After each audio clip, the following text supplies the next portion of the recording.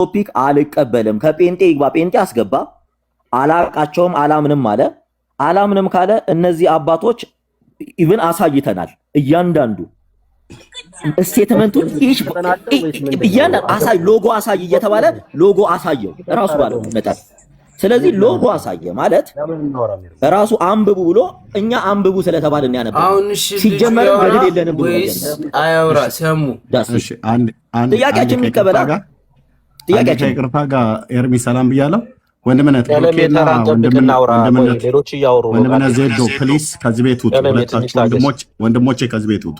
በእናትህ እንሶ እያስወርደው በቃ ዜዶ እና ያሳምጽ ነው የሚመጣው። ራሱ ሰውየው እንደዚህ ነው። ውጡ ፕሊስ። ቴንክ ዩ ፕሊስ። የሰውን ክብር አትንካ። ለምን መጣ ታዲያ? ሰላም ሰላም። መዝሙሬ እንዴት ነህ? መዝሙረ ሰላም እግዚአብሔር ይመስገን። ሰላም ለሁላችሁ። ሰላም ካንተ ጋር ይሁን። አሜን አሜን። ለሁላችሁም ይሁንልን። የእግዚአብሔር ሰላም ከኔም ከእናንተ ጋር ይሁን። እንዴት አመሻችሁ? እንዴት አደራችሁ? ሁላችሁንም ሰላም ብያለሁ። ኤርሚዬ እንዴት ነህ? እግዚአብሔር ይመስገን። እንዴት ነው? ወሰን ኤርሚያስ ሆነ እንዴ? እግዚአብሔር ይመስገን ኤርሚዬ ደህና ነኝ በጣም። አብሮኝ እየዋለ ነው እንጂ። አዎ ይሁን መልካም። ልጄን ገና አስተኝቼ እየሰማችሁ ነበረ እና ልጄን እስክተኛ ድረስ ጠብቄ ማውራት ስለነበረብኝ ነው። ሌሊት ነው እኔ ጋራ በጣም አይ ቲንክ ስፒሮስ የጀመረው ሀሳብ አለ መሰለኝ። ስፒሮስ በደንብ ገብቶ ሀሳቡን ከመስጠቱ በፊት ግን ይቅርታ ስፒሮስ እያንዴ 1-2 ደቂቃ ስጠኝና ኤርሚያስ አንድ ነገር በደንብ እንድታስተውል እፈልጋለሁ። ለምሳሌ አንድ ነገር እስቲ በደንብ አስተውል እሺ። አሁን ልቦና ጆሮን ከፍተህ ስጠኝ። ለምሳሌ ገድል ድርሳን በቃኛ ቤተክርስቲያኗ በቃ አያስፈልገኝም ብላ ተወች። በደንብ ስማኝ። በቃ ገድል ድርሳን መጠቀም ከዚህ በኋላ ላቁም በቃ አያስፈልገኝም ብትል ጴንጤዎች ኦርቶዶክስ ይሆናሉ? አይሆንም። ኦኬ። ስለዚህ ችግራቸው ገድል ድርሳን አይደለም ማለት ነው አይደል? አይደለም። ኦኬ፣ በጣም ጥሩ። ለምን ይመስላል ፕሮቴስታንት ወገኖቻችን ወንድሞቻችን ገድል ድርሳን ብቻ ማውራት የሚፈልጉት? ለምን ይመስላል? ያው ለማስጣል ነው አይደል? ነው ለማስጣል ነው። የቤተክርስቲያኗን ትምህርት ይሄ ከመጽሐፍ ቅዱስ ውጭ ነው፣ መጽሐፍ ቅዱስ ብቻ ነው ልክ ብለው እዛ ነገር ለማስጣል። ያው ሰሞኑን የለም ተከታታይ የምማረው ነገርና ከእነሱም ከዚህም እየመጣው የምሰማው ነገር ነው የምነግርህ ነው። የጠየቁህ መሰለህ ገድል ድርሳንን ፕሮቴስታንት ወገኖቻችን ማውራት የሚፈልጉት ለምን ይመስላል? ለምሳሌ ቅድም አልኩህ መጽሐፉን ገድል ድርሳንን ብንተወው ኦርቶዶክስ ቤተክርስቲያን በቃ ከዚህ በኋላ አልጠቀምም ብትል ኦርቶዶክስ አይሆኑም። ተስማማን አይደል? አይሆኑም። ኦኬ። ኦርቶዶክስ ካልሆኑ ዛሬ ገድል ድርሳን የሚያወሩት ለምን ይመስላል? ገድል ድርሳን ካልሆነ ችግራቸው ግን እኛ ጋር ሲመጡ አንተ ጋር ሲመጡ በተለይ የማያውቅ ሰው ሲያገኙ ከገድል ድርሳን ጀምሮ የሚጀምሩት ለምን ይመስላል? ያው እኔ እንደማስበው ከሆነ ስለ ገድል ድርሳን አብዛኛዎቻችን እውቀት ስለሌለን የሚመስለኝ አይደለም። ምን መሰለህ ቀላል ነው መልሱ። መጽሐፍ ቅዱስ ቢያወሩ አንደኛ እርስ በርሳቸው አይግባቡም። አየህ፣ ቃለ ሕይወት ከመካነ ኢየሱስ ጋር በትምህርት አትገናኝም። እንዲሁም በቅርቡ አይተህ ከሆነ መካነ ኢየሱስ ወጥታ እንዳትደርሱብኝ እንዳመጡብኝ ብላለች።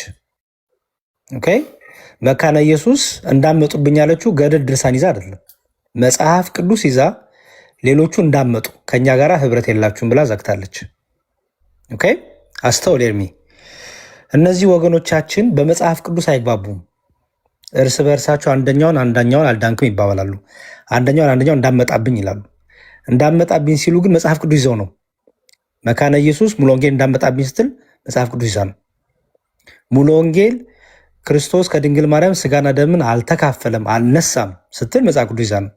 መካነ ኢየሱስ አይ ስጋና ደም ነስቷል ስትል መጽሐፍ ቅዱስ ይዛ ነው። ገድልና ድርሳን አይደለም። አየህ፣ እርስ በርስ እያባላቸዋለሁ መጽሐፍ ቅዱስ ነው። ስለዚህ አንተ ጋር ሲመጡ ምን ያደርጋሉ ማለት ነው? ይሄን ነገር አያነሱልህም። አሁን እንዳልኩ ነው። ገድል ድርሳኑን እኛ ብንተወው ጴንጤዎቹ ኦርቶዶክስ አይሆኑም። ምክንያቱም እሱ አይደለማ። አየህ፣ ስለዚህ ምን ያደርጋሉ ማለት ነው? በመጽሐፍ ቅዱስ በአባቶች ትምህርት፣ በእነዚህ በዶግማቲክ ትምህርት ከኦርቶዶክሳውያን ጋር አወያዩ። ቢዋዩ ችግር ተፈጠረ። በቁርባን ሲወራ ከኦርቶዶክሳውያን ጋር ግማሹ መቶ ቁርባን አያድንም፣ ቁርባን ህይወት አይሰጥም፣ ዝም ብሎ መታሰቢያ ነው ሲል፣ ዝም ብሎ ዳቦ ነው ሲል፣ ዝም ብሎ ቂጣ ነው ሲል፣ ዝም ብሎ ምናምን ሲል፣ ሌላው ደግሞ ነው እንደ ቁርባንማ እያለ ይናገራል። ግማሹ ህፃናት ማጥመቅ ዕቃ ጨዋታ ነው፣ ዝም ብላችሁ በቃ ውሃ ዘብዘፋችሁ ነው የምታወጡ ሲል ግማሹ ነው ሕፃናት ማጥመቅማ አስፈላጊ ነው ይላል። ግማሹ ጥምቀት ውሃ መንቦራጨቅ ነው ይላል። ግማሹ ደግሞ አይ ውሃ መለኮታዊ ውሃ ነው የጥምቀት ውሃ ይላል። ይህን ሁሉ ነገር አንተ ጋር ሲደርሱ አያወሩትም። ስለ ጥምቀት አያስተምሩም። እስቲ የትኛው ፕሮቴስታንት ነው ስለ ስላሴ ሰብኮ፣ ስለ ጥምቀት ሰብኮ፣ ስለ ቁርባን ሰብኮ፣ ስለ ትንሣኤ ሙታን ሰብኮ ጴንጤ ያደረገ ኦርቶዶክሳን አለ? የለም።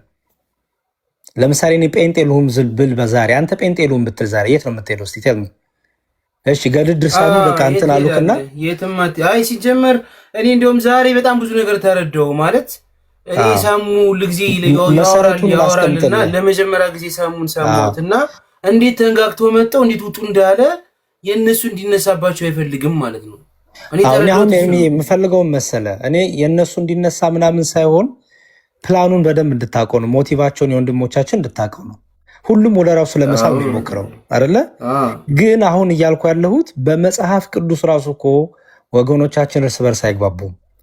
አንደኛው ለዓለም ክርስቶስ አልሞተም ለተመረጡ ብቻ ነው ይላል። አንደኛው ደግሞ እዛ ሆኖ በጌታ ነን ኢየሱስ ነው እያለ አይ ለዓለም ሞቷ ይላል። አንደኛው እንዳልኩ ከድንግል ማርያም ስጋና ድንግል ማርያም ወላዲት አምላክ አትባልም ይላል። አንደኛው ደግሞ አይ ወላዲት አምላክ ትባላለች ይላል።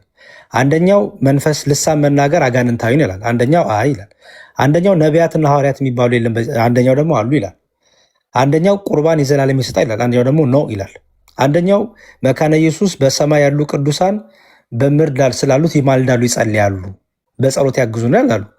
እነ ሙሉ ወንጌል ሌሎቹ ደግሞ እስከ ነጭራሹ ሞተዋል፣ ምንም ማያውቁም አይሰሙም ይላሉ።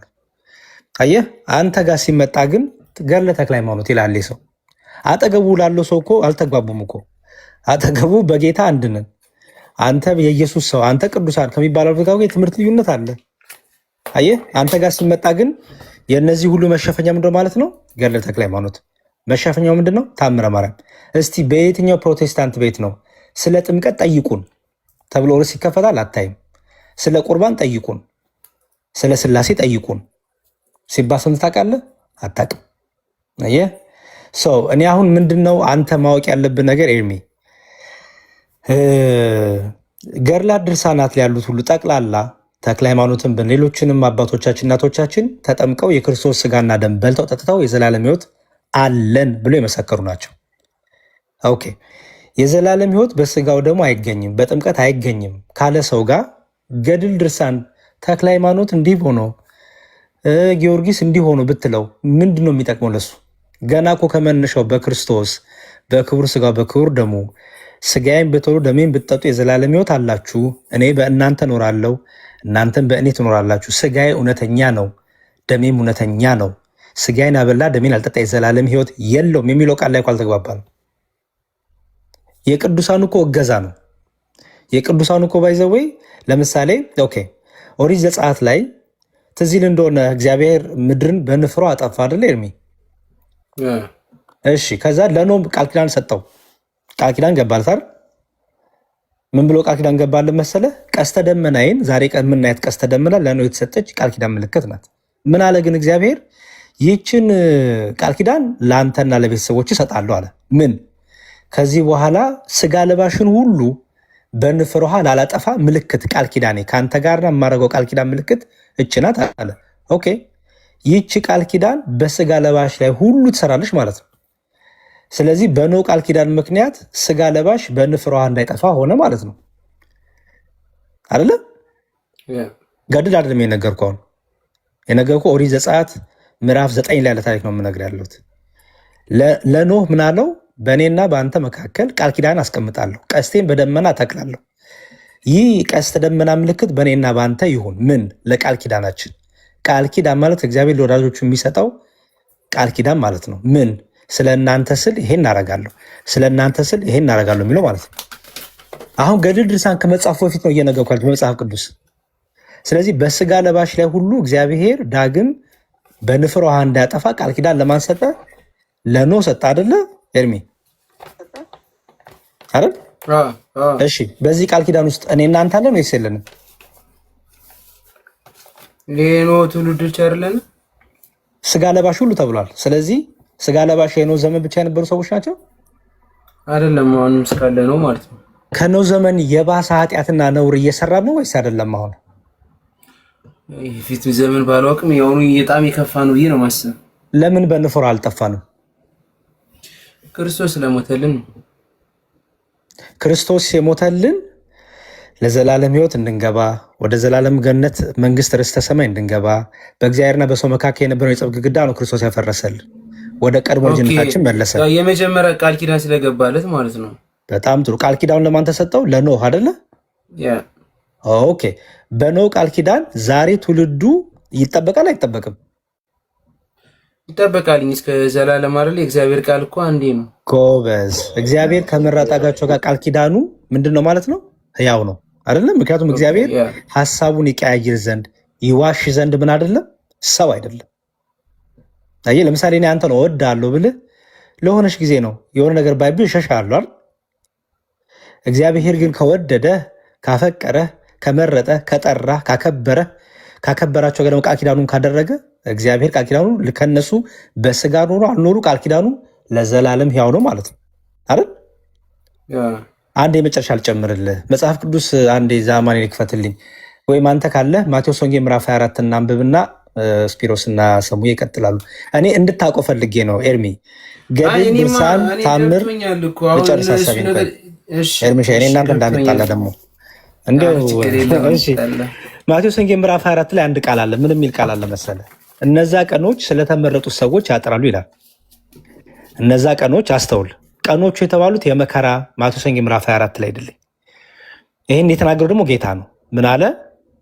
ስለ ዳግም ምጽአት ጌታ ከመምጣቱ በፊት ስላለው መከራ ብዙ በክርስቲያኖች ላይ በክርስቶስ ተከታዮች የሚደርሰውን ነገር ነገረን። እስከ መጨረሻ የጸና እርሱ ይድናል አለ። ከዛ ግን ምን አለ መሰለ?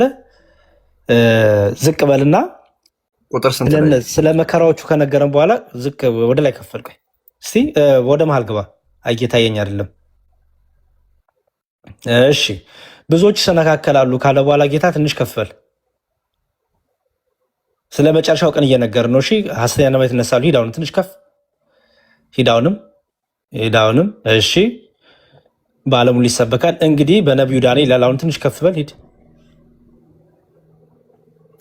እሺ፣ ሂዳውንም ኦኬ። ቆስቲ ይኸው እዚህ ጋር እነዚያ ቀኖችስ ባያጥሩ ስጋ የለበሰው ሁሉ ባልዳነም ነገር ግን እነዚያ ቀኖች ስለተመረጡት ሰዎች ያጥራሉ ይላል። አየው፣ እነዛ ቀኖች ስለማን ነው የሚያጥሩት ይላል? ስለተመረጡት ሰዎች ይላል አይደል? ኦኬ። ቀኖቹ የተባሉት የደስታ ቀን አይደሉም፣ የመከራ ቀን ናቸው፣ የፈተና ቀን ናቸው። እነዚህ የፈተና ቀኖች የመከራ ቀኖች ግን እግዚአብሔር ስለመረጣቸው ሰዎች ብሎ እነዚያ የመከራ ቀኖች ይቀላሉ፣ እነዚያ የመከራ ቀኖች ያጥራሉ አለ። ኦኬ።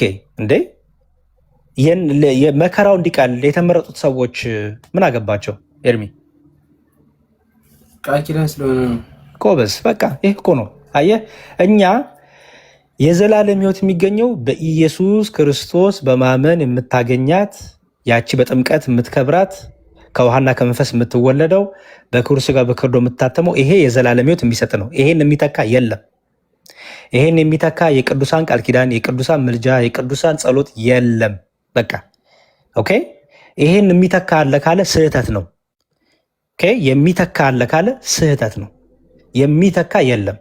የቅዱሳኑ ምልጃ ቃል ኪዳን አሁን እዚህ ጋር ክርስቶስ ስላልሞተልን ነው የተመረጡ ሰዎች ያስፈለጉት። ኤርሚ በዚህ ቃል መሰረት የመጀመሪያ የብሉይ ኪዳን ቃል ኪዳኖች አሉ። ኖ ይሄ አዲስ ኪዳን ነው። ማቴዎስ ወንጌል ነው ማነብል ክርስቶስ የተናገረው ነው። መጀመሪያ የኖህን ስለጠየቀኝ ብዬ እኮ ነው። በዚህ ክፍል ላይ ነው ያልኩ። በዚህኛው ክፍልማ አሁን የጠየቀኝ ምንድን ነው? ክርስቶስ ስላልሞተልን ነው የተመረጡ ሰዎች ያስፈለጉት እዚህ ላይ ስለሞተልን ነው እንጂ ኖ የተመረጡ ሰዎች እዚህ ጋር ያስፈለጉት ቀኑ እንዲያጥር የመከራው ጊዜ እንዲያጥር እግዚአብሔር ስለተመረጡ ሰዎች ቀኑን ያሳጥረዋል ይላል። ክርስቶስ ስላልሞተልን ነው ወይ? ክርስቶስ በቂ ስላልሆነ ነው እነዚህ የተመረጡ ሰዎች ያስፈለጉት? አይደለም፣ እንደዛ አይደለም። አየህ፣ አሁን መጥቼ አንተን ይሄን ገድል ላይ ብናገር፣ አሁን ገድል ላይ ተጻፈን በል ይሄንን እነዚህ የመከራ ቀኖች እግዚአብሔር ስለመረጣቸው ቅዱሳን ያጥራሉ የሚል ቃል አገኘ ገድል ላይ። በደንብ ስማኝ። ከዛ አንድ ጴንጤ መጥቶ ይኸው እናንተ የክርስቶስ ሞት አልበቃ ብሎ የክርስቶስ ደም አልበቃ ብሎ ይኸው ጭራሽ ስለተመረጡ ሰዎች የመከራ ቀን ያጥራል ትላላችሁ ቢል ትክክል ነው አይደለም? ግን እዚህ ላይ ጥያቄ ላንሳ በዛው። አዎ እንድታስተውሉ ፈልጌ ነው። ክፍሉ ስለምን እያወራ ነው? ይሄ አሁን ክፍሉ እያወራ ያለ ስለተመረጡ ሰዎች ነው ብሎ መጽሐፍ ቅዱስ የተጻፈውን ኮምፕሊትሊ ማንኛውም ሰው ይቀበለዋል ብዬ አስባለሁ። ነው ገድል ላይ ቢሆን ነው የምልህ። ይሄ ገድል ላይ ግን እኮ እንደዚህ አይደለም። አብዛኛው ነገር እየተጻፈ ያለው ነው እኮ ነው። እንደዚህ ጥያቄ መስነሳው ብዙ አለ። ከዚህ የዋስ አይደለም እዛ የተጻፉት አይደለም። ለምሳሌ ልስጥህ። ለምሳሌ አንድ ላንሳለህ። ለምሳሌ ገድለ ተክለ ሃይማኖት ይነሳል ብዙ ጊዜ አይደል? እንደውም ኮመንት ላይ ቅድም የጻፉልህ አይቻለሁ አይደል? ተክለ ሃይማኖት ዘራ ብሩክ ምናምን ይነሳል። ችግር የለውም። መባጽዮን ይነሳል፣ ዘራ ብሩክ ይነሳል፣ አርሴማ ትነሳለች፣ ክርስቶስ ሰምራት፣ ምንም ችግር የለውም። አሁን ከተክለ ሃይማኖት ለምሳሌ ሲዋሽ የነበረው ነገር ልንገርህ። ምንድን ነው ብለው ሲናገሩ የነበሩት በተክለ ሃይማኖት ተቅማጥ አይደለም የሚለው ሲጽፉልህ የነበሩት። ኦኬ አንተ መጽሐፉን ገልጣ አንብበሃል በራስህ? ወይኔ ገድል አንብቤ አላውቅም። ሲከፍቱ ቁጭ ብዬ ታችን የሰማር ነው ማውቀው እንጂ በብዛት መጽሐፉን አንብቤ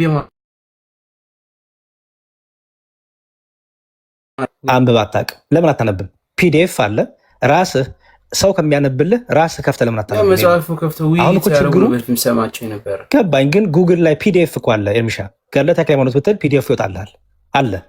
ልክላለሁ። ራስህ ገብተህ አንብብ። በላይ ፕሮቴስታንቶቹ በተለይ አንድ ነገር አንደኛ መጽሐፉ የነሱ አይደለም። ስለዚህ ሲያብራሩት የራሳቸው ነገር ጨምረውበት በራሳቸው ትርጉም ተርጉሞት ነው የሚነግሩ። ምክንያቱም ትልቁ ዓላማው ምንድነው? ማጠራጠር ስለሆነ አንተን መጽሐፍ ቅዱስ አይሰብኩም እኮ እንደዛ። ስለ ጥምቀት፣ ስለ ቁርባን፣ ስለ ስላሴ በዛ መልኩ እኮ አያስተምሩም፣ አይነካኩትም። እሱን ገድሉ ላይ ግን የራሳቸውን ትርጉም ይሰጣሉ። ኦኬ ገድለ ተክለ ሃይማኖት ያለው ምሳሌ ልስጥና ልጨርስ እንዳላረዝም። ገድለ ተክለ ሃይማኖት ላይ ጴንጤ ሁሉ የሚጽፈው ቅድም እያየው ነበረ። በተክለ ሃይማኖት ተቅማጥ ይላል አይደለም የሚሉ እያሉ ይጽፉ ነበር አይደል? ኦኬ እሺ ምንድነው የሚለው? ግዕዙ ወናሁ ትመውት በህማመ ብድብድ ነው የሚለው። ወናሁ ትመውት በህማመ ብድብድ ይላል ግዕዙ። ምን ማለት ነው? ተክለ ሃይማኖት ገድላቸው ላይ ስታነብ የማረፊያቸው ጊዜ ሲደርስ ወይም የሞቻቸው ጊዜ ሲደርስ ክርስቶስ ተገለጠላቸው። ክርስቶስ ተገለጠላቸውና ተክለ ሃይማኖት ምን ትፈልጋለህ? ምን ላድርግልህ አላቸው። ከዛ ምን ብለው መለሱ? እኔ ያንተን ልክ እንዳንተ ህማም መከራ ያንተን ህማም መከራ ልካፈል፣ በቃ እንዳንተ ልቸንከር፣ መከራህን አንተ ስለኔ የተገረፍከው ልገረፍ፣ አንተ ስለኔ የተቸነከርከው ልቸንከር፣ መከራ ልካፈል፣ ወይ ደግሞ እንደነ እስጢፋኖስ በድንጋይ ልወገር፣ እንደነ ጴጥሮስ ቁልቁል ልሰቀል፣ ወይ ደግሞ እንደነ ጳውሎስ አንገቴ ይቆረጥ አሉ ማለት ነው ተክለ ሃይማኖት። ከዛ ክርስቶስ ምን አለ? አይ አንተ እንደ ሰማዕታቱ በድንጋይ በመወገር አንገትን በመቆረጥ ወደ እሳት በመወረር አትሞትም፣ በመቸንከርም አትሞትም። ይልቁንም በበሽታ ትሞታለህ። በደንብ ስማኝ። ይልቁንም በበሽታ ትሞታለህ። ያችንም በሽታ አስተውል፣ እንደ ህማሜ እንደ መከራ አድርጌ ይቀበልልሃለሁ ይላል። ኦኬ አስተውል። የሚለው የነበረው ምን ነበረ ቃሉ? ይህችን በሽታህን መከራህን እንደ መከራ አድርጌ ይቀበል። ምክንያቱም በመከራ ልካፈል ስለሚል ጥያቄው የተክለ ሃይማኖት በመከራ የምትካፈለው በበሽታው በመጽናት ነው። በመጽሐፍ ቅዱሳችን ቅዱሳን በበሽታቸው ይመካሉ፣ አያጉረመሩም። በበሽታ ሲያዙ በሰማዕትነት ማንም ያጉረመርም ቅዱሳን የለም። በቃ የክብር ነው ብለው ይቀበሉታል። ለበሽታ ብለው ጌታን አይክዱም። በሽታውን እንደ ጸጋ ይቆጥታል እንዲሁም። ስለዚህ ምንድን ነው ጴንጤዎች የተነገራቸው? ይኸው የተክለ ሃይማኖት ተቅማጥ ከክርስቶስ ደም እኩል ሆነ። ውሸት። አማርኛው ሲተረጉመው ምን ብሎ አስቀመጠው? ተቅማጥ የሚለውን ቃል ተጠቀመ። ግዕዙ የሚለው ብድብድ ነው። ብድብድ ማለት ባይዘወይ በሽታ ማለት ነው በአጭሩ። ያ በሽታ ምን ያመጣብሃል? ማስታወክ አለው፣ ማስመለስ አለው፣ ማስቀመጥ አለው፣ ብዙ አይነት ነገር አለው። ምክንያቱም እንደ መቅሰፍት እንደ ወረርሽኝ በሽታ ማለት ነው። ፕለግ ይባላል በእንግሊዝኛው። ስለዚህ የመጣባቸው በሽታ ተክለ ሃይማኖት ጋር ያ እንደ ጸጋ የተሰጣቸው በሽታ። ለምሳሌ ቅዱስ ጳውሎስ ምን አለ? እንዳልመካ ጎኔን የሚወጋኝ ሰይጣን ተሰጠኝ ይላል። አስተውል። ይህን የተናገረው ቅዱስ ጳውሎስ ነው። ሰይጣን ተሰጠኝ፣ እንዳልመካ እንዳልመጻደቅ ጎኔን የሚወጋኝ ሰይጣን ተሰጠኝ ይላል። ስለዚህ እግዚአብሔር ጳውሎስ ጋር አምጥቶ ሰይጣን ሰጠው ማለት ነው አየህ ጳውሎስ ስንቱን በጨርቁ አጋንንትን የሚያወጣ ስንቱን የፈወሰ ጳውሎስ የራሱን ግን በሽታ መፈወስ አልቻለም። ማን ጋር ነው ባካችሁ? እሺ የራሱን በሽታ መፈወስ አልቻለም። እኔ ጋር ነው። ሶሪ ችግር የለውም። በቃ ሄደ ተመለስ። ና ልጨርስ ሀሳቤን። እንዴ አንተ ቀጠሮ አለ እንዴ? እንደ ድሮ እንደ አባቶቻችን ዘመን መስኮት ከፍተህ ነው እንደምትጠብቃት? የኔ ሰፈር የዱርዬ ሰፈር ነው እና በጣም ነው የሚመላለሱ ከዚህ ፖሊሶች። አይ ጥሩ። ስለዚህ ልመለስ ኤርሚዬ። ለምሳሌ ቅዱስ ጳውሎስ ለምን ራሱን መፈወስ ያልቻለው ለምን ይመስላል? ሰው እኮ ይፈውሳል። በጥላው አጋንንትን ያስወጣል። ምንድነው? በጨርቁ አጋንንትን ያስወጣል። በእጆቹ በጣም ድንቅ ድንቅ ስራ ክርስቶስ ይሰራል። የራሱን በሽታ ግን መፈወስ አልቻለም። ለምን ይመስላል? አየህ ጥናት በደንብ መመርመር አለብን። ምን ለዛ ነው ለቅዱስ ጳውሎስ ክርስቶስ በቃ እንዳይፈውሰው ፈልጎ ይመስላል? ድካሙን እንዲያውቅ ነው። እሱም ደካማ እንደሆነ እንዲያውቅ ነው። በሽታው እንደ ጸጋ ተቀብሎታል ማለት ነው አይደለ? ቅዱስ ጳውሎስ አየህ እንዳይመካ እንዳይመጻደቅ። ስለዚህ በሽታቸውን ህማም ቅዱሳን እንደ ጸጋ ይቀበሉታል። አየህ እንደ በረከት ይቀበሉታል። ስለዚህ ተክለ ሃይማኖትም በበሽታ ትሞታለህ ተባለ። ያቺ በሽታ የምታልፋት መከራ እንደ ህማም ያርግ ይቀበልልሃል ነው የሚለው። ኦኬ ጥያቄውም የተክለ ሃይማኖትም ነበረ፣ ጌታ ሆይ በህማም ልካፈልህ ያንተ መከራ እኔም ልገረፈው፣ ስለኔ ተገረፍከውን ስለኔ ግረማኸውን እኔም ልካፈለው ነበረ ጥያቄው። አይደለም አንተ ተገርፈህ ተሰቅለህ ተደብድበህ እንደ ሰማዕታቱም አይደለም፣ ይልቁንም በበሽታ ነው የምታልፈው። ያቺ በሽታ ደግሞ በዛች ብጸና ከመከራ እኩል እንደ መከራ አድርጌ ቆጥርልሃለሁ አሉ። አሁን ብድብድ የሚለውን ሲተረጉም በአማርኛ ተቅማጥ ብለው አስቀመጡት። የተክለ ሃይማኖት የበሽታው ውጤት ከክርስቶስ ደም እኩል ሆነ ብለው ተናገሩ ማለት ነው ጴንጤዎቿ። ይሄ ትልቅ ውሸት ነው። አየህ ወይ? የመጽሐፍቱ ባለቤቶች እኛ ብናብራራ ጥሩ። እኛንን መጽሐፉ ባለቤቶች እኮ የቤተክርስቲያን መጽሐፍ ነው። ቤተክርስቲያኗ እንዴት ትረዳዋለች ማለት ነው የሚቀለው? ወይስ መጥቼ ተርጉሜ የፈለግኩትን ነገር ነግሬህ ዋሽቼህ የሆነ ነገር ነገር ብዬ ከዛ በኋላ ግን ጥምቀት አያድንም ተክለ ሃይማኖትን ነግሬ ከዛስ ምን አስክድሃለሁ? ጥምቀትን አስክድሃለሁ። ታምረ ማርያም ነግርህና የጌታን ስጋና ደም አስክድሃለሁ ማለት ነው አይደለ? ለምሳሌ አሁን አንተ ታምረ ማርያምና ተክለ ሃይማኖትን ሰምተህ ጴንጤውን ክንበል ኤርሚ ኦኬ፣ የምትክደው ምንድን ነው ግን? ጴንጤ ስትሆን ንገረኝ። አንደኛ ጥምቀት አያድንም ትላለህ አይደል?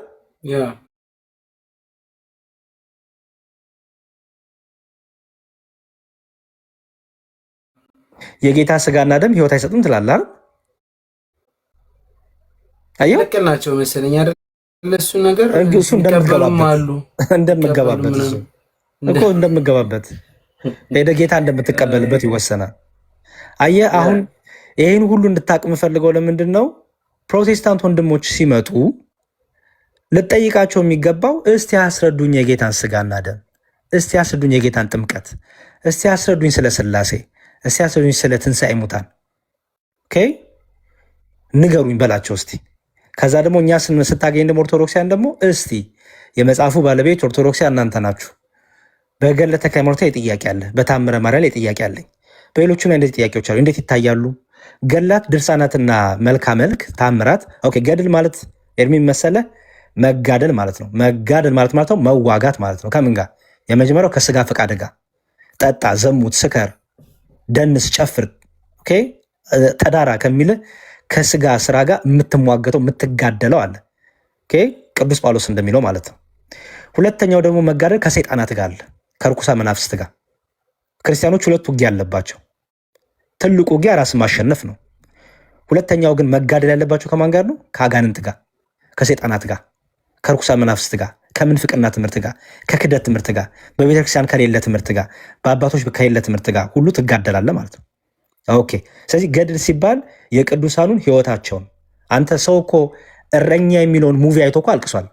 አንተ ማልቀስ ይሆናል። ይሄኔ እረኛ የሚለውን ሙቪ አይቶ ስንት ሰው እንዲሁ እናኑ እያለ እኮ መከራ አይቷል። ከማማ ዝናሽ እኮ ብዙ ነገር ተምሯል ሰው አይደለ? የማማ ቸርነት፣ ማማ ዝናሽ የማማ ቸርነት፣ በጣም ደግነታቸው፣ እናትነታቸው ተማርክበት አይደለ? ከፊልሙ የዘላለም የተሰጠ ግን አልሰጠህም። ሰው ከፊልም እንኳን ይማራል።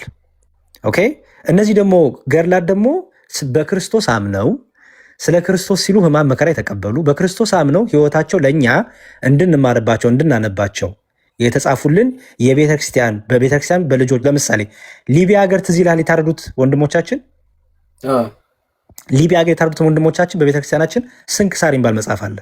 ስንክሳር ማለት ቤተክርስቲያን በየዕለቱ ስለ ክርስቶስ ፍቅር፣ ስለ ክርስቶስ ሕማም፣ ስለ ክርስቶስ ቤዛነት ክርስቶስን በማመን መከራ የተቀበሉ አባቶችን ታሪካቸውን የምጽፍበት ነው። ኦኬ ኦፕን ቡክ ነው፣ ክፍት ነው። ገና በዘመናት ሁሉ ጌታ እስኪመጣ ድረስ የሚነሱ ቅዱሳን ሕይወታቸው ይጻፋል። ግን ሲሞቱ ነው የሚጻፍላቸው። ሲልክ ሲሞቱ ሲባል ለምንድን ነው? ጸንተው ሲያርፉ ማለት ነው። በሕይወት እያሉ አይጻፍላቸውም። ገባ? ኦኬ እነዚህ ሰማዕታት ተጽፎላቸዋል። የሚገርም ስንክሳር ላይ በዚህ ወር በዚህ ቀን በሊቢያ ከተማ በዚች አውራጃ ክርስቶስን አንክድም ብለው ክርስቶስን አንተውም ብለው ስለ ክርስቶስ ፍቅር ሲሉ አንገታቸውን በሰማዕትነት እነዚያን ወንድሞች አረፉ። የእነሱን ያበረታ መንፈስ ቅዱስ እኛንም ያበርታል፣ በረከታቸው ይደርብን ተብሎ ተጽፎላቸዋል። የሚገርም አየህ። አሁን እነሱን ስታይ ምንድን ነው የምትማረው? በእምነት ጀግና መሆን ትማራለህ አይደል? አንገት ላይ ሰይፍ ቢቀመጥም አልክድም፣ መስቀይን አልበጥስም፣ ክርስቶስን አልክድም። አንገታቸው ጭንቅላታቸው ላይ በጥይት እንደዛ ሲበተን አንክደውም ክርስቶስን ብለው ነው። ምርጫ እኮ ተሰጥቷቸዋል። የነዚህ ታሪክ ይቀመጥልናል። ይሄ ገድል ይባላል። ስለዚህ ይሄ ገድል መማሪያ ነው ማለት ነው። ምን ክርስትናን የምናጸናበት፣ ክርስትናን የምናበረታበት፣ ክርስትናን እንዴት አድርገን መኖር እንዳለብን በህይወት የምናይባቸው ገድል ይባላል። ውጊያቸውን ህይወታቸውን የምንማርበት ማለት ነው። ገድል መጽሐፍ ቅዱስ ነው መነሻው። የነ ጳውሎስ መጋደል ተጽፎልናል። የነ እስጢፋኖስ በድንጋይ መወገር ተጽፎልናል። ኦኬ የነ ጴጥሮስ መከራ ውስጥ መግባት፣ በእስር ቤት መደብደብ፣ በእስር ቤት መታሰር፣ የነ ጳውሎስ የነ ሲላስ የብዙዎቹ ሐዋርያት መከራ ተጽፎልናል። አንድም ሐዋርያ ተመችቶት በርገር እየበላ ተንደላቆ ያረፈ ሐዋርያ የለም። ሁሉም በመከራ በመሳደድ ክርስቶስ በመከተላቸው መከራን ያተረፉት ተጽፎልናል። ይህ ሁሉ ሐዋርያት ስራ ማለት የሐዋርያት ገድል ማለት ነው። ግብረ ሐዋርያት ወይ ገድለ ሐዋርያት ይባላል። ከእስጢፋኖስ ምን ትማራለህ? መከራ ቢደርስብህ እስከ መጨረሻው በድንጋይ ብትወገር መጽናት። እኔ እኮ በድንጋይ ሲወገሩ እኮ ሰው አይቼ አላቅም እንዳትል ይኸው እስጢፋኖስ አለልህ ማለት ነው።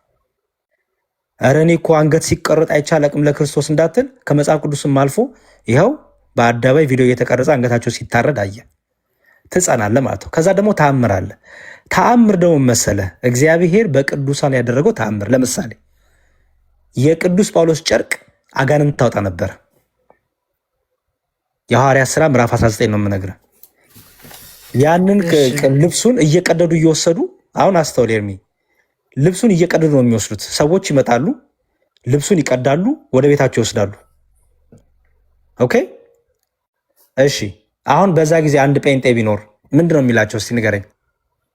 አንድ ጴንጤ ቢኖር ቢያያቸው የቅዱስ ጳውሎስን ጨርቅ እየተሻሙ እየቀደዱ ሰው በቃ የቅዱስ ጳውሎስን ጨርቅ ለመውሰድ እየታገለ ደሞ እየቀደደ ወደ ቤቱ ሲወስድ አንድ ፕሮቴስታንት ቢኖር በዛ ዘመን ምንድን ነው የሚላቸው ይመስላል?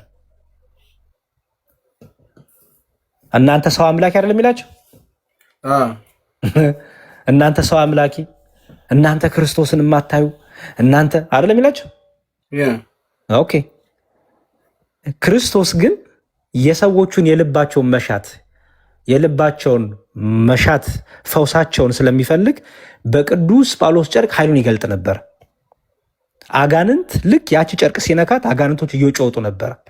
አጋንንት ብቻ አይደለም በሽታ ያለባቸውን ሰዎች ይፈወሱ ነበር።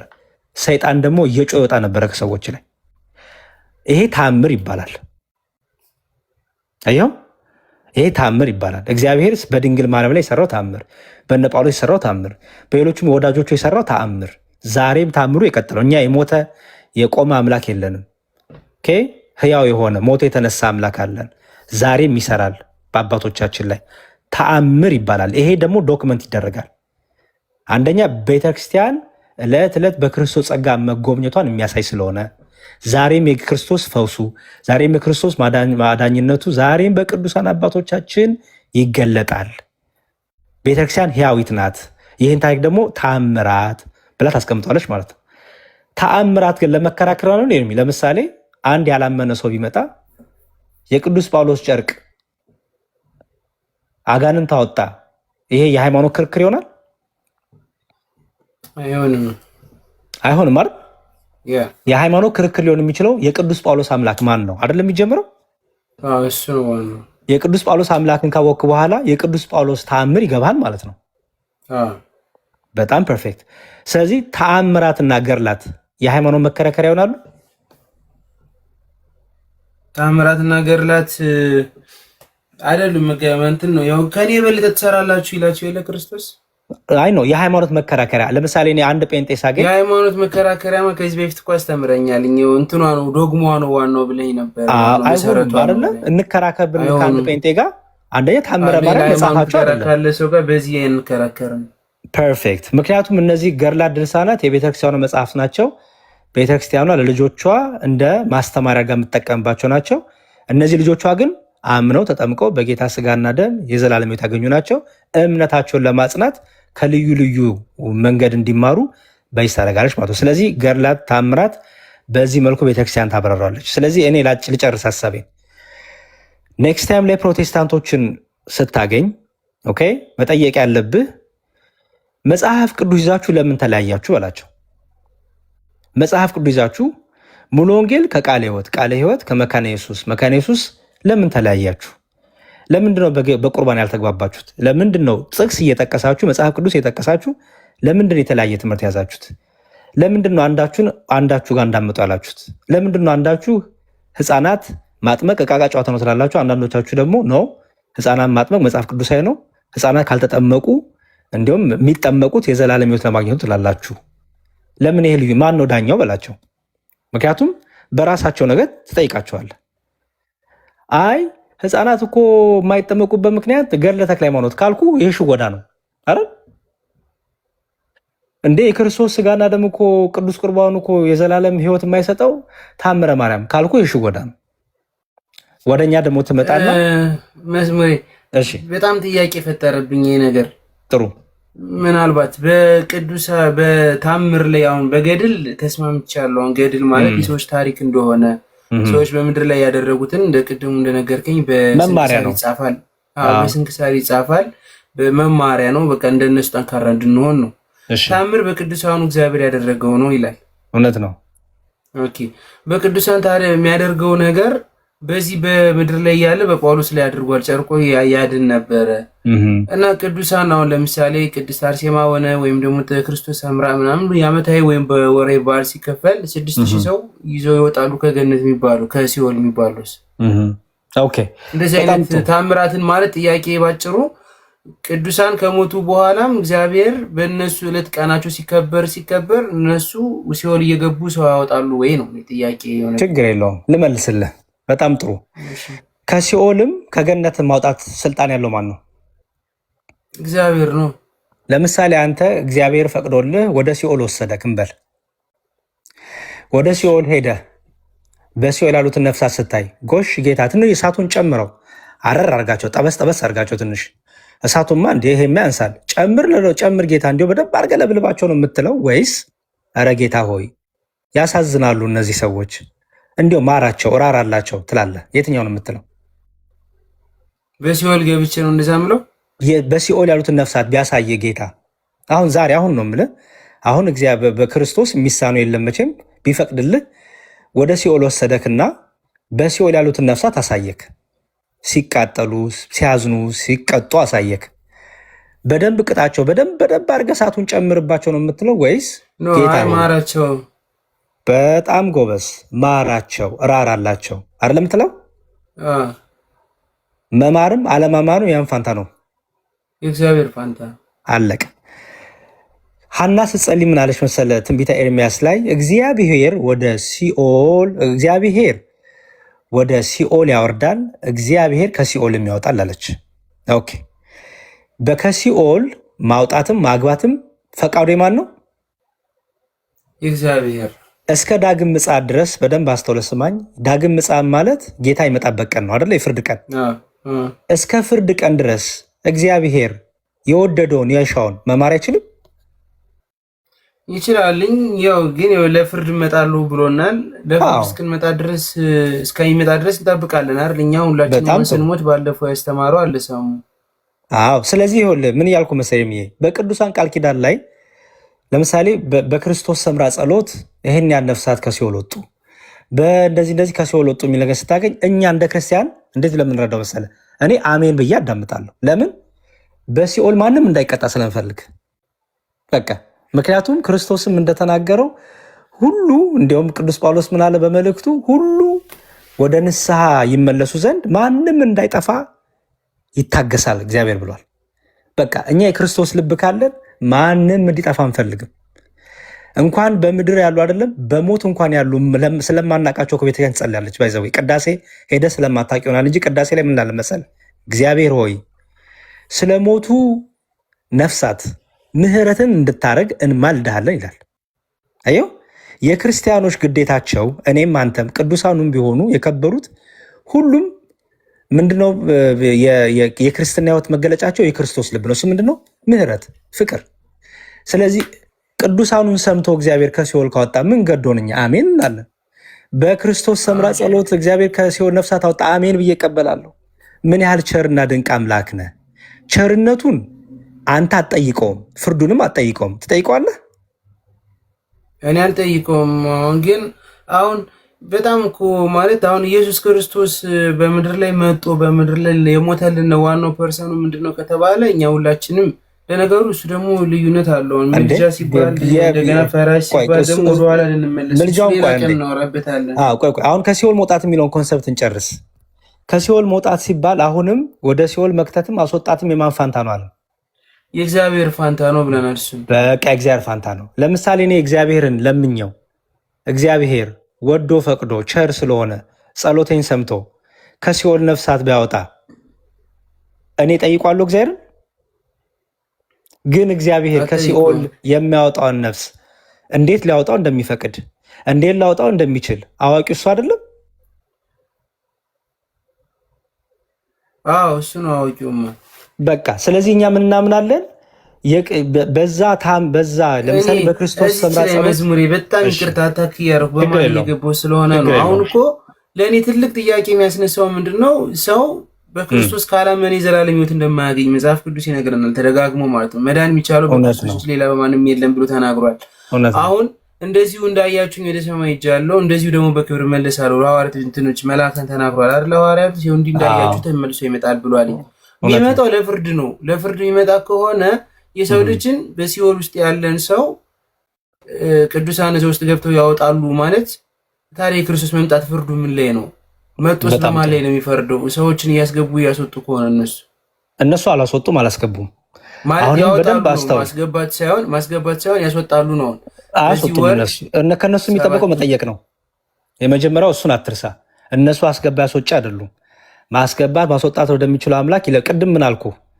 በሲኦል ነፍሳትን ብታይ እግዚአብሔር ሆይ ማራቸው ትላለህ ወይ ሳትልም ስል ምን እላለሁ አልከኝ? ማራቸው እላለሁ አልኩኝ። ኦኬ ማራቸው የምትለው ለምንድን ነው? ለምን አጥፋቸው ቅጣቸው ለምን አትልም? ያው ያየው ነገር መቼም ሰው ወደ መጥፎ ነገር እንደዚሁም በምድር ላይ ሆነ እኮ ሰው አልጋ ላይ ተኝቶ ብታይ እግዚአብሔር አምላኩ ይማረው እኮ እላለሁ። እኔ ስለ ምድሩ አይደለም የጠየኩህ በሲኦል ስላሉት ነው ነፍሳት። ያው ቢያሳየኝማ እንደዛ የምለው ሰው ስለሆንኩ ነው እንደዛ የምለው። ሌላ ምን ነው? ክርስቲያን ስለሆንክ አይደል? የክርስቶስ ፍቅር የገባ ስለሆንክ። ኦኬ አሁን እሱን ያዝልኝ። በቤተክርስቲያናችን አስተምሮ እነዚህ በሲኦል የገቡ ነፍሳት የተባሉት እነማን ናቸው ተብሎ ያዝልኝ። ለምሳሌ በደንብ ስማኝ። እኛ ምን እናምናለን? አንዴ ከዳንክ መዳንን አታጣው የሚል ትምህርት የለንም እንደ ፕሮቴስታንቶቹ። ይሄን ታውቃለህ ብዬ አስባለሁ። ዋን ሴቭድ ኦልዌይስ ሴቭድ። አንዴ ከዳንክ መዳንን አታጣው፣ ምንም ብታረግ መዳንን አታጣውም እስካልካክ ድረስ የሚል ትምህርት የለንም። መዳናችንን እናጠዋለን። መዳናችንን የምናጠው በምንድን ነው? ለምሳሌ እኔ ክርስቲያን ነኝ። የክርስቶስ ክብሩ ስጋ ክብሩ ደም ተቀብዬ የዘላለም ሕይወት አግኝቻለሁ። እስከ መጨረሻው ድረስ ግን የዘላለም ሕይወቴን አጽንቼ መጠበቅ ግን የኔ ፋንታ ነው። በቤተክርስቲያን ያለሁት በኃጢአት እየወደኩ በዝሙት እየወደኩ እያመነዘርኩ ሰው እየገደልኩ ንስሐ ሳልገባ በብዙ ድካም ውስጥ አልፌ ወደ ሲኦል ቦርድ። በደንብ ስማኝ። ጌታን አልካድኩም። ጌታን የሰደብኩ አይደለሁም። በሃይማኖት ሆኜ ባርፍ ግን ደግሞ በኃጢአት ውስጥ ብዙ ስጨማለቅ ነው ያልኩት። ግን በሃይማኖት ውስጥ ጸንቼ ነው የሞትኩት እንበል። ከዛ ወደ ሲኦል ቦርድ ወደ ሲኦል ከወረድኩ በኋላ ለምሳሌ በአንድ ሰው ሲያርፍ በቤተክርስቲያናችን ጸሎት ይደረጋል አይደለ? ኦኬ፣ ጸሎቱ ምንድን ነው የሚለው ሰምተው ታውቃለህ? አንድ ሰው ሲሞት ሲሞት በኦርቶዶክሳዊ የሆነ ክርስቲያን የሆነ ሰው ሲሞት መቼም ዝም ብላ ሲሞት የሆነ እንትን የሚሉት ነገር አለ። እኔ ብዙም ሰምቼው ግን አላውቅም። ማለት ምንድን ነው የሚሉት መሰለ? ይህችን ነፍስ ማራት፣ ይህችን ነፍስ ተቀበላት፣ ይህችን ነፍስ ራራላት። ኃጢአትን ስርታ ከሆነ አንተ ቸር መሐሪ ይቅር ባይ ነህና አንተን ሳትክድ በቤተ ክርስቲያን ሆነ ያረፈች ነፍሳት ናትና ክርስቲያን ሆነች ግን ደካማ ነፍስ ናትና አንተ ባወቀው ምሕረት ቸርነት ጎብኛት፣ ይህች ነፍስ ተቀበላት እያሉ አባቶቻችን ጸሎት ያደርጋሉ። ምእመኑም አብሮ ጸሎት ያደርጋል። መዝሙረ ዳዊት ይነበባል። ኦኬ እሺ፣ አሁን አስተውል። እዚህ ጋር ምን ታደርጋለህ? ኦሪት ዘጸአት ምዕራፍ 20 ከቁጥር 5 ጀምሮ ያለውን ነገር እሱን አንብብለትና በጣም ክሊር ስለሚያደርግለት እሱን እንትን ብትልለት። እሺ እኔ ላንብብልህና እሺ እኔ ላንብብልህ እና እሱ የሚስማውና ታብራራዋለህ። እንዲህ ይላል፣ በሚጠሉኝ እስከ ሶስተኛና እስከ አራተኛ ትውልድ ድረስ የአባቶችን ኃጢአት። ኦሪት ዘጸአት ምዕራፍ 20 ከቁጥር 5 ጀምሮ በሚጠሉኝ ይላል እስከ ሶስተኛ እና እስከ አራተኛ ትውልድ ድረስ የአባቶችን ኃጢአት በልጆች እዚህ ጋር ምን አደረጉ? አባት ነው ኃጢአት የሰራው። የአባቶችን ኃጢአት በልጆች ላይ የማመጣ ለሚወዱኝ ይላል። ለሚወዱኝ ቁጥር 6 ላይ ለሚወዱኝ ትእዛዜንም ለሚጠብቁ ይላል። ለሚወዱኝ ትእዛዜን ለሚጠብቁ እስከ 1000 ትውልድ ድረስ ምሕረትን የማደርግ አንተ ክርስቶስ ኢየሱስን ብትወደው እግዚአብሔርን ብትወደው እስከ 1000 ትውልድ ድረስ ምሕረትን አደርጋለሁ ይላል። ካንተ ለሚወለዱ ነው የሚለው። ውልደት ሲባል ደግሞ ቀጥታ መወለድ አይደለም። ቅድም መዝሙር ያሬድ እያብራራለ ስለሆነ ይሄድበታል። የማደርግ እኔ እግዚአብሔር አምላክ ቀናተኛ አምላክ ነኝ ይላል። ቀናተኛ አምላክ እኔ እግዚአብሔር አምላክ ቀናተኛ አምላክ ነኝ ይላል። እስከ 1000 ትውልድ እምራለሁ ምን ለሚወዱኝ። ውልደት ደግሞ መንፈሳዊ ልደት ተብሎ ይብራራል። መዝሙር ያሬድ እዚህ ጋር ይሄን በጣም ስለሚያግዘው ነው። ቀጥል። በጣም አሪፍ ሰሙኝ፣ ቃሎት ያሰማልን። አሁን ኤርሚሻ አስተውል። እስከ 1000 ትውልድ ድረስ እግዚአብሔር የሚምረው ለምንድን ነው? ለምሳሌ በአንተ እስከ 1000 ትውልድ በአንተ ያሉትን እስከ 1000 ትውልድ ይመራቸው። 1000 የሚለው ባይዘወይ ቁጥር ብቻ ብለን እንዳታስበው። 1000 ሲባል እግዚአብሔር ምሕረቱ አያልቅም ለማለት ነው። ኦኬ፣ በእግዚአብሔር ዘንድ ይሄ ለእግዚአብሔር ሲነገር 1000 እንደዚህ 1000 ዓመት 1000 ቀን ምናምን ሲባል ፍጹም የሆነ የእግዚአብሔር ምሕረት ለማሳየት። ምክንያቱም በእግዚአብሔር አቆጣጠር 1000 ዓመት አንድ ቀን ናት። አየው እንዴት እንደሆነች ምናምን፣ እሱ ሌላ ዲስከሽን ነው። ኤኒዌይስ ግን አሁን 1000 ትውልድ እምራለሁ እያለ ነው። ለምሳሌ አብርሃምን ዘርን ሁሉ ባርካለሁ ይላል። ዘርን ሁሉ ባርካለሁ፣ የሚረግሙን ረግማለሁ፣ የሚጠሉን እጠላለሁ፣ የሚወዱን ደግሞ እባርካለሁ ይላል። ማንን? በዘር ሁሉ ይባረካል በአንተ ይላል። ኦኬ አሁን አስተውል ኤርሚ፣ የእግዚአብሔር ቸርነት የእግዚአብሔር ምሕረትን በዚህ ውስጥ ያለ። አሁን 1000 ትውልድ የሚለውን ያዝና 1000 ትውልድ የሚለው ውስጥ ያዝና በዚህ በ1000 ትውልድ ውስጥ ምሕረትን እግዚአብሔር የሚሰጠው ደግሞ ቁጣንም እግዚአብሔር የሚያደርገው በዚህ ቁጣ ውስጥና ምሕረት ውስጥ ትውልድ ውስጥ ምን ያለ ይመስላል? ቁጣ በሚያደርገው ትውልድና ምሕረት የሚያደርገው ትውልድ ሲል ምንድን ነው የለያቸው እነዚህ ቁጣና ምሕረቱን ብለህ ታስባለህ? የቁጣ ልጆች የነበርን። እኔ ግን አሁን ወደ ዘጸአት 20 ምናምን ወደ ዛውርዛ ከሄድን እየመጣን ነው። መነሻው እሱ ስለሆነ እሱን ከሄድን እኮ አሁን እኔም እዚህ ላይ ሌላ ጥያቄ ነው የሚነሳብኝ። ምናልባት ስለገድሉ ብቻ ካወራን አንድ ላይ ነው ያለው። ኤርሚዬ ይኸውልህ እኛ በገርላትን ከምን ጋር መሰለህ ማያይዘው ነው አሁን ያን ነገር የሚማር ከሆነ አሁን ዘጸአት 25 ላይ ምናምን ነገር ነው ያለኝ። ወደዛ የምንሄድ ከሆነና እነዛ ነገሮችን እያነበብን ከመጣን ታዲያ 1000 ዓመት በሱ ትውልድ የሚማርለት ከሆነ የክርስቶስ መጥቶ መሞት ታዲያ ከንቱ ሊሆን እኮ ነው። ምን? ስለዚህ የእግዚአብሔር ቃል ይጋጫል እያልኩኝ አይደለም። ስለዚህ እንዴት ነው የምትረዳው? አየህ እንዴት ይፈታል ነው። አየው እንዴ እንደዚህ እኮ ከሆነ ምንድነው ከማለት በፊት የእግዚአብሔር ቃል መቼም አይጋጭም። ይሄም ትክክል ነው። የክርስቶስን መምጣት መሞትም ደግሞ አስፈላጊያችን ነው። ምን እየተባለ ነው? አስተውል ኤርሚ ፕሊስ። የክርስቶስ መምጣት የክርስቶስ ሰው መሆን የሁላችንም የመዳናችን ጥጉ ነው፣ በቃ መስፈርቱ ነው፣ ቤዙ ነው። ያለ ክርስቶስ ያገኘውን የዘላለም ሕይወት የለም። አለቀ። ኦኬ። ያለ ክርስቶስ የሚገኝ የዘላለም ሕይወት የለም። ያለ ክርስቶስ ክቡር ሥጋ ክቡር ደም ከክርስቶስ ጋር ሳትጠመቅ ዝም ብለህ አምኛለሁ ክርስቶስ ስላልክ አድንም። ኦኬ። አምነህ ተጠምቀህ የጌታን ሥጋና ደም ተቀብለህ ከጌታ ጋር ትኖራለህ። የዘላለም ሕይወት የሚገኘው በክርስቶስ ነው። በመገረዝ አታገኘውም። ኦኬ። የብሉይ ኪዳንን መስዋዕት በመሰዋትም አታገኘውም።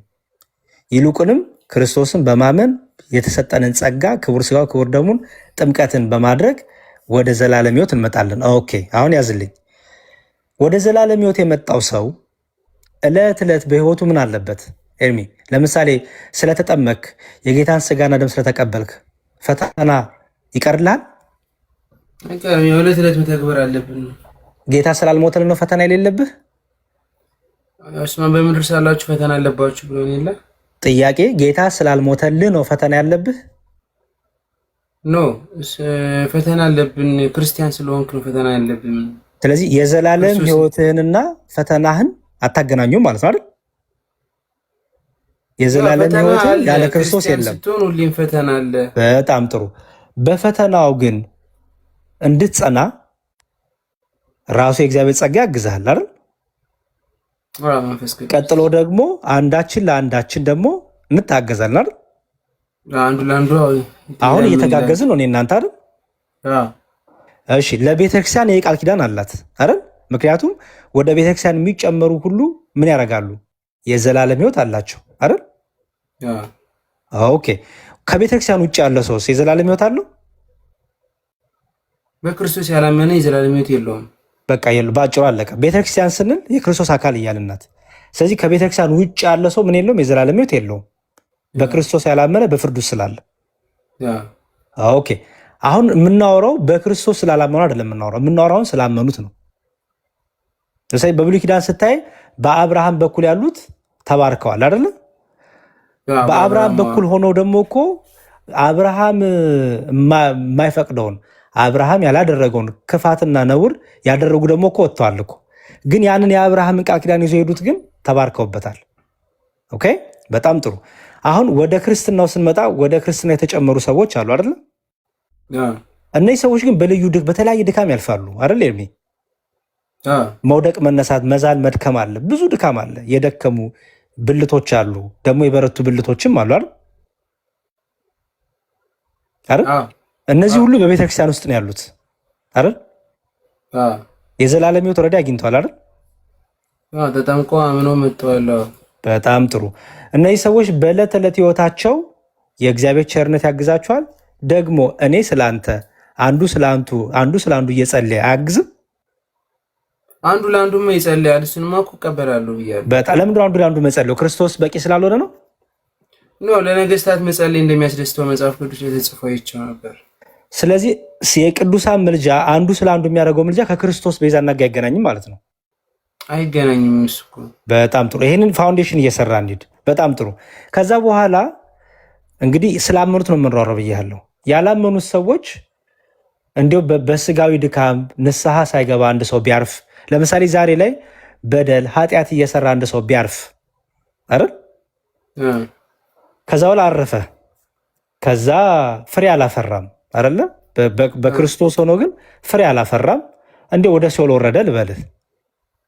ምክንያቱም ኦልሬዲ በፍርድ ውስጥ ያሉ ያላመኑ ሰዎች በፍርድ ውስጥ ናቸው አይደል? ስለነሱ አናውራም። ኦልሬዲ እነሱ በፍርድ ውስጥ ናቸው። አሁን የምናወራው ግን ያመነው ፍሬ ያላፈራው ሰው አለ።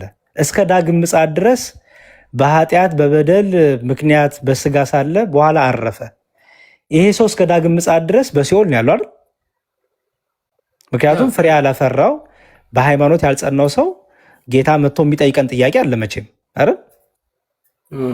እሺ አሁን ይሄ ሰው በሲኦል ሳለ እግዚአብሔር ለምሳሌ በምድር ላይ ያለን ሁላችንም ስለዛ ሰው እግዚአብሔር ራራለት ማራለት። በቤተክርስቲያናችን እኮ የነበረ ሰው ነው፣ በአንተ እኮ የነበረ ሰው ነው። ግን በኃጢአት በበደል በብዙ ድካም ውስጥ የነበረ ሰው ነው። አዎ ስራው ምግባሩ ለሲኦል የሚያበቃው ነው። አንተ ግን ቸርና መሐሪ አዳኝ ስለሆንክ ራራለት፣ ይቅር በልለት፣ ተቀበለው፣ ይቅር በለው። ኦኬ እኛ እዚህ ያለነው ለሞተው ሰው ማለት ነው የምንጸልይለት። በነገራችን ላይ ጸሎት አይቋረጥም። በሰማይም ጸሎት አለ፣ በምድርም ጸሎት አለ። ጸሎት ተቋርጦ አያውቅም። የክርስቲያኖች ህይወታቸው ነው። ስለ ሞት ጸሎት አይቋረጥም። ጸሎት እዚህ ያን ሰው ታዲያውን በእምነት አለው አምኗል። እኛ ማህበር ነው ክርስቲያን ነው። ስራው ግን ልክ አልነበረም። ስለዚህ እኛ ከዚህ ሆነን እሱ የሞተውን ሰው ብንጸልይለት ወደ ገነት ይገባል ነው አላልኩም። ከኛ እንጸልያለን። ወደ ገነት ማስገባትም አለማስገባትም ማን ፋንታ ነው እያልኩ ያለሁት? የእግዚአብሔር ፋንታ ነው። በቃ አለቀ። ከኛ ግን የሚጠበቀው ምንድን ነው? መጸለይ ነው። ምን ብለን እንዴ? ቅድም እኮ አልኩ። ሲኦል አንተ ብትሄድ በአሁን ሰዓት እግዚአብሔር ሲኦል ቢወስድ እገሌ ያመነ ይሁን ያላመነ ይሁን አታውቅም አይደል? አላውቅም። ግን ምንድን ነው የምትለው? ስታይ በሲኦል ያለውን መቀጣት ስታይ፣ ነበልባሉን ስታይ፣ በሲኦል ሲሰቃዩ ነፍሳቸው ስታይ ደስ ነው የምለው? ደስታ ታደርጋለህ? ሐሴት ታደርጋለህ? ስለዚህ ምን ትላለህ? ጌታ ሆይ እራራ ማር ትለዋለህ አይደለ? እሺ ብሎ ቢያወጣልህ የእግዚአብሔርን ቸርነት ለምን አወጣ ብለህ ትቃወመዋለህ? እግዚአብሔር ከሲኦል የሚያወጣውን ከሲኦል የሚያድነውን ከሲኦል የሚያወጣውን አያውቀውም? ምን እንደሆነ ህይወቱ ያውቀዋል። በቃ አለቀ። እኛ ምንድነው የምናምነው መሰለህ? በቅዱሳኑ በክርስቶስ ሰምራ የሚሆን በሌሎቹም ጸሎታቸውን እግዚአብሔር ሰማ፣ አሜን ብለን ነው የምንቀበለው። ከሲኦል ነፍሳት ወጡ። እግዚአብሔር ማንን በምን መልኩ እንደሚያወጣ የሚያውቅ አምላክ ነው። ከነሱ የሚጠበቀው ጥያቄውን ማቅረብ ነው። ኦኬ። በሲኦል ያሉት ነፍሳት አንተ ልክ ስትሄድ አንተ በሲኦል ያሉትን ነፍሳት አይተህ እንደራራ እንዳዘንክ ክርስቶስ ሰምራ አዘነች፣ ቅድስት አርሴማ አዘነችና ክርስቶስን ጠይቃ ማረላት፣ ይቅር አለላት ይባል። ምንድነው ስህተቱ ኤርሚ? እርሱ ማንን ይቅር እንደሚል ማንን ከሲኦል እንደሚያወጣ ህይወታቸውን የሚያውቅ አምላክ ነው አይደል? ክርስቶስ ሰምራ ፒክ አርጋ እገሌን እንዲያው እስቲ ኤርሚያስን እንዲያው ያሬድን ብላ ስም አልጠራችም አይደል? ልክ አንተ ሲኦል ስትሄድ ለይተህ ሰሙን ያሬድን ብላ አይደለም የጸለይከው አይደል? ያልከው ምንድን ነው? እነዚህን የሚሰቃዩትን ማራቸው አይደል ያልከው? እሺ ብሎ ጌታ ቢምርልህ ስላንተ ከኔና ከአንተ ምንድነው የሚጠበቀው? እኔ ጌታን ቸርነት ነው የማደንቀው። ኦኬ። ግን ደግሞ አስተውል፣ በሲኦል ያሉት ነፍሳት ትምህርትም ናቸው። ደግሞ ምን አይነት ትምህርት? እግዚአብሔር ደግሞ ወደ ሲኦልም እንደሚያወርድ ደግሞ ትምህርትም ናቸው። ደግሞ ቢወጡ ደግሞ እግዚአብሔር ሩሩ ቸር መሆኑን ደግሞ እግዚአብሔር አዛኝ መሆኑን ደግሞ የምትማርበት ነው። ይሄ ሲባል ታዲያ እንዝላልሁን ተንዘላዘለ እንደፈለግኩ ማለት ነው አይደለም። ምክንያቱም ምን ብያለሁ ቅድም? እግዚአብሔር ማንን እንዴት አድርጎ እንደሚቀጣም ማንን እንዴት አድርጎ እንደሚያወጣም እንደሚያድንም አያውቅም? አይመረምርም? ያውቃል፣ ይመረምራል። በቃ ስለዚህ መመርመሩን ስልጣኑን ይቅር ማለቱን ለእሱ እንሰጥና ከእኛ ግን ምን ይጠበቅ? እንኳን ክርስቶስ ሰምራ አይደለችም። እኔም አሁን ጸሎት አድርጌያለሁ። ከመተኛቴ በፊት ምን ብዬ ጸልያለሁ መሰለ? ጌታ ሆይ በዚህ ሰዓት እየሞቱ ያሉትን በጦርነት በየሆስፒታሉ በየመንገዱ በየቦታው እየሞቱ ያሉትን ነፍሳት ይቅር በላቸው፣ ራራላቸው፣ ነፍሳቸውን አሳርፍ ብዬ እለምናለሁ። ማን ይሙት ምን ይሙት በምን አውቃለሁ? አውቃለሁ ኤርሚ አውቃለሁ። በቃ ከኔ የሚጠበቀው ምንድን ነው? ራራ፣ ይቅር በል፣ ነፍሳቸውን ከሲኦል ከእሳት አድን፣ ከሚያስፈራው ከዛ ጨለማ አውጣቸው ብዬ መለመን ነው ከኔ የሚጠበቀው። መሐሪ አምላክ ስላለኝ። መማር ግን የእሱ ፋንታ ነው። ማንን ግን እንደሚምር በምን ምግባሩ በምን ህይወቱ እንደሚምር መመዘኛው መለኪያው አለው ግን ራሱ ባለቤቱ ጋር ነው አይደል?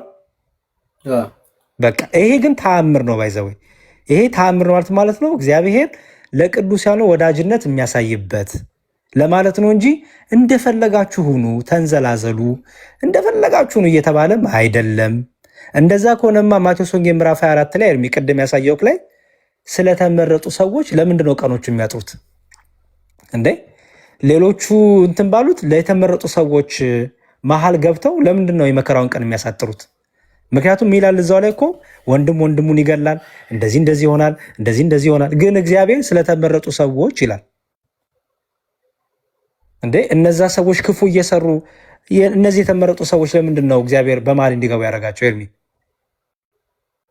ስለማያውቅ ነው ክፉ እንደሰሩ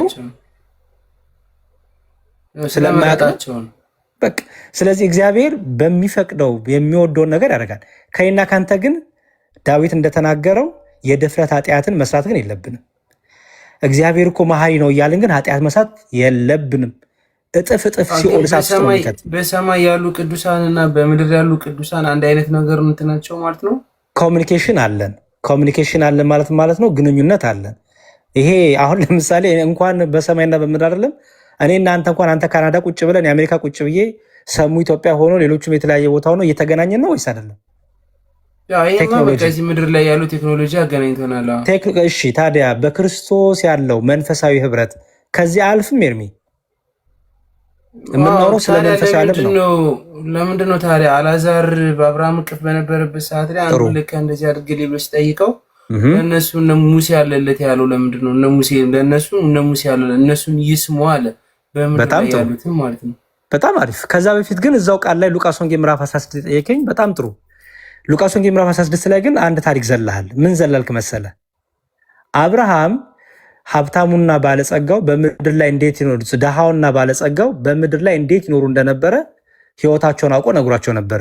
በምን አወቀ ኤርሚ? አብርሃም ሞቷል፣ በስጋ የለም። እነዚህ ሰዎች በምድር ላይ አንደኛው ድሃው ተጎሳቅሎ ይኖር እንደነበረ፣ ሀብታሙ ተመችቶት ይኖር እንደነበረ አብርሃም በምን አወቀ? አብርሃም ያወቀበትማ በምንድን ነው? አሁን ልመልስልህ ነበር ያዘኝ አንተ እንዳይዘህ አይዞህ። አሁን እንትን እዚህ በፊት ስላስተማርከኝ ነፍስ ታውቃለች ስላልከኝ ነው የምመጣልኝ። መንፈስ ቅዱስ ነፍስማ በባህሪው አዋቂ ናት፣ ግን አዋቂ ናት ስላልከኝ አሁን የምናወራው ነፍስ በራሷ ብቻዋን አዋቂ አይደለች። የእግዚአብሔር መንፈስ ደግሞ ሲጨመርላት ከዚህ ከፍ ያለውን ነገር ታያለች፣ ታስተውላለች። ገባ? ነፍስ በራሷ አዋቂ ናት። ግን ጸጋ እግዚአብሔር ሲጨመርላት ደግሞ ምን ታደርጋለች? የተደበቀው ይገለጥላታል፣ የተሰወረው ይታያታል። ገባ? ምክንያቱም መንፈስ ቅዱስ ምን ያደርግላታል ማለት ነው?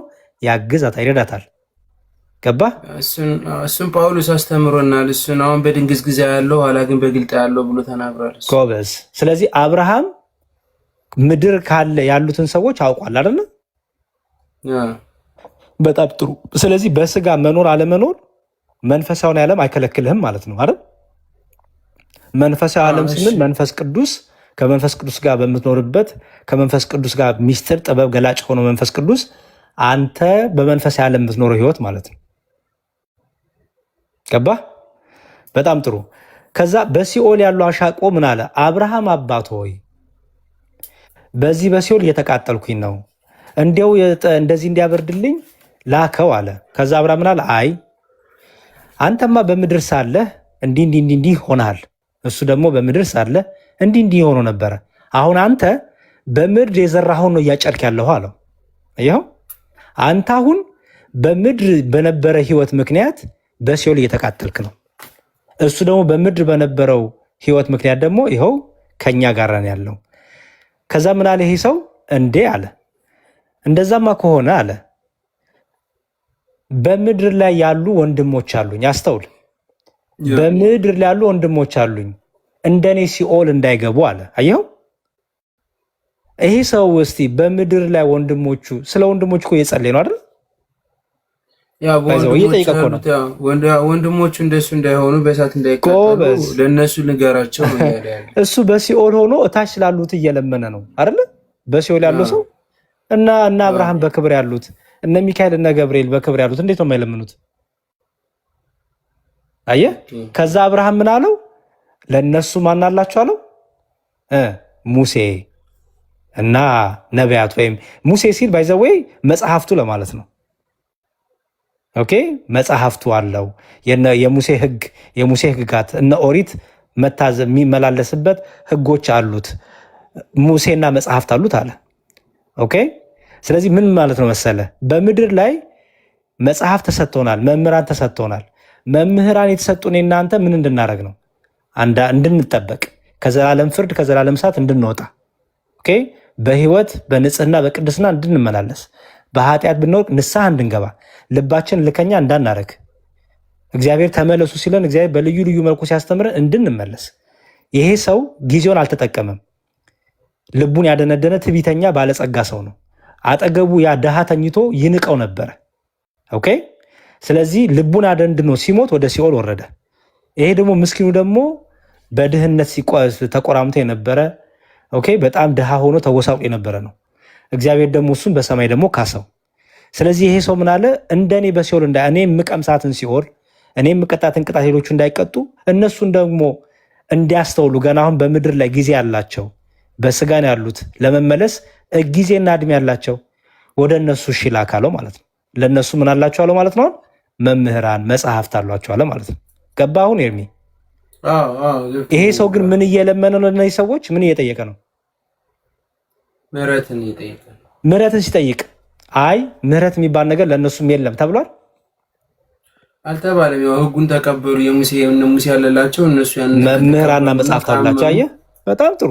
ስለዚህ መምህራንና መጽሐፍት እንዳሏቸው አብርሃም በምን አወቀ? ከመምህራንና መንፈስ ቅዱስ ይረዳ ጎበዝ። ስለዚህ እንደውም እዚህ ክፍል ላይ ባይዘዌ እንኳን አብርሃም አይደለም በሲኦል የነበረውን ስለ ወንድሞቹ እየለመነ አይታል አይደል? ስለዚህ በሲኦል የነበረው ስለ ወንድሞቹ ምህረትን ከለመነ በክብር ያሉት እነ ሚካኤል እነ ገብርኤል ለምንድን ነው የማይለምኑት? ያ ሰው በሲኦል የነበረው ሰው ተገዶ ነው እንዴ? የሆነ ነገር ተጨንቆ በቃ በል ለምን ጠይቅ ተብሎ ነው አይደለም። ነፍሱ አዋቂት ስለሆነች በሲኦል ያለውን ስቃይ ስለሚያይ በታች ያሉ በምድር ያሉ ወገኖቼ ምን እንዳይሆኑ አለ መከራ እንዲያገኛቸው ብሎ ለመነ። በሲኦል ያለው ከለመነ እነ ሚካኤል እነ ገብርኤል ለመኑ ይባል፣ ድንግል ማርያም ለመነሽ ይባል፣ እነ ጳውሎስ ለመኑ ይባል ምን ገዶና አሜን ነው የምንለው እኛ። ያሬድዬ ዘካርያስ 1:12 የምታነብለትም ያው እንደው ጥያቄዎቹን እየፈታሁልኝ ብዬ ነው። በራሱ ጥያቄ ልክ ላውራው ብዬ ነው። ከዛ አንጻር ነው። እሺ አኪልዬ ኤርሚ አቤት ደግነህ እየገባክ ነው? አዎ አሁን እኮ እስኪ እኔ ምን ልበል ማለት አሁን የጠየኩት ጥያቄና እያንዳንዱ ነገር ማወቃቸው ንብረት ማድረጋቸው ነው። በደንብ እየሰማሁኝ ነበር። ምክንያቱም አንድ ቅዱሳን በሰማይም ሆነ በምድር በአንዲት በቤተክርስቲያን በእግዚአብሔር ግንድነት በክርስቶስ የሕይወት ግንድነት ቅርንጫፍነት በዛ ህብረት እንደሚደረግ የሚቋረጥም እንዳልሆነ ነው እየተማርኩ ያለሁት። አዎ መቋረጥ አሁን መንፈሳዊ ዓለም ይኸውልህ ኤርሚ ቤተክርስቲያን አንዲት ናት። በደንብ አስተውል። ቤተክርስቲያን አንዲት ናት። እሷም አንዲት ቤተክርስቲያን በክርስቶስ የተጋጠመች ናት። ኦኬ በሰማይ ካሉ ቅዱሳን ሩጫቸውን ከጨረሱ ጋር እኛ በሩጫ ያለነው ህብረት አለን። የሙታን አምላክ አናመልክም። እኛ ህብረት የለንም የሚል ሰው አምላኩ ሙታን ነው ማለት ነው። የኛ አምላክ ደግሞ እንጂ እንደዛ ሳይሆን የተረዳሁት አንድ ሰው ህብረት አለው። ኦኬ ህብረት አለው ከሞተ በኋላ ለምሳሌ ሐዋርያው ጳውሎስ ምን ይናገራል? ሞት ምንድን ነው ለአንተ ኤርሚ? ኦኬ መሞት ነው እያወራሁ ያሉት ከስጋ መለየትን ነው። ሞት ሲባል ህልውና መጥፋት ነው። ሞትማ እንዴት መሰለ? ሞት ማለት አሁን መክብብ 9 ላይ እንደሚናገረው ነው። ሞት አሁን የሞቱትን ከአልሞቱት ጋር እንዴት አድርጎ ለያይቱ የተናገረበት መንገድ አለ አይደል? ያ ነገር እንዳለው ሆኖ እሱ ክፍል ሌላ ነው የሚያወራው። እሱ ስለ ቅዱሳን ምልጃ ነው ብለህ ስለ ቅዱሳን ምልጃ ነው ሳይሆን ስለ ቅዱሳን ምልጃ ነው የሚያወራው። ስለ ሞት ነው እንጂ ስለ ሞት ስላነሳሁ እንደውም ላንሳው። ሞት የተባለው እዛ ጋር ምን ይመስልሃል? ይሄ አንበሳና ውሻ የተባለውን አይደለም የምትለው መክብብ ላይ ያለው? ከሞት አንበሳ የቆመ ውሻ ይሻላል።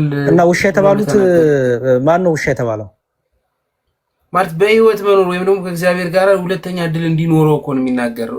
ውሻ የተባለው ማለት ነው። አንበሳና ውሻ የተመረጡበት የራሱ ምክንያት አለው። ሌላ እንስሳት መጥራት እየቻለ አንበሳና ውሻ ለምን ተጠቀመ? በመጽሐፍ ቅዱስ አንበሳና ውሻ የራሱ ትርጉም አለው። ኤርሚሻ እሱን አላውቅም እኔ። በቃ አሁን እሱ ነው እያልኩ ያለሁት። አየኸው ሰው በአንበሳ በውሻ ኦኬ። ምክንያቱም እዛው ደግሞ የሚላል መሰለህ መክብብ 9ን ከፍቼ ላሳይ ማለት ነው።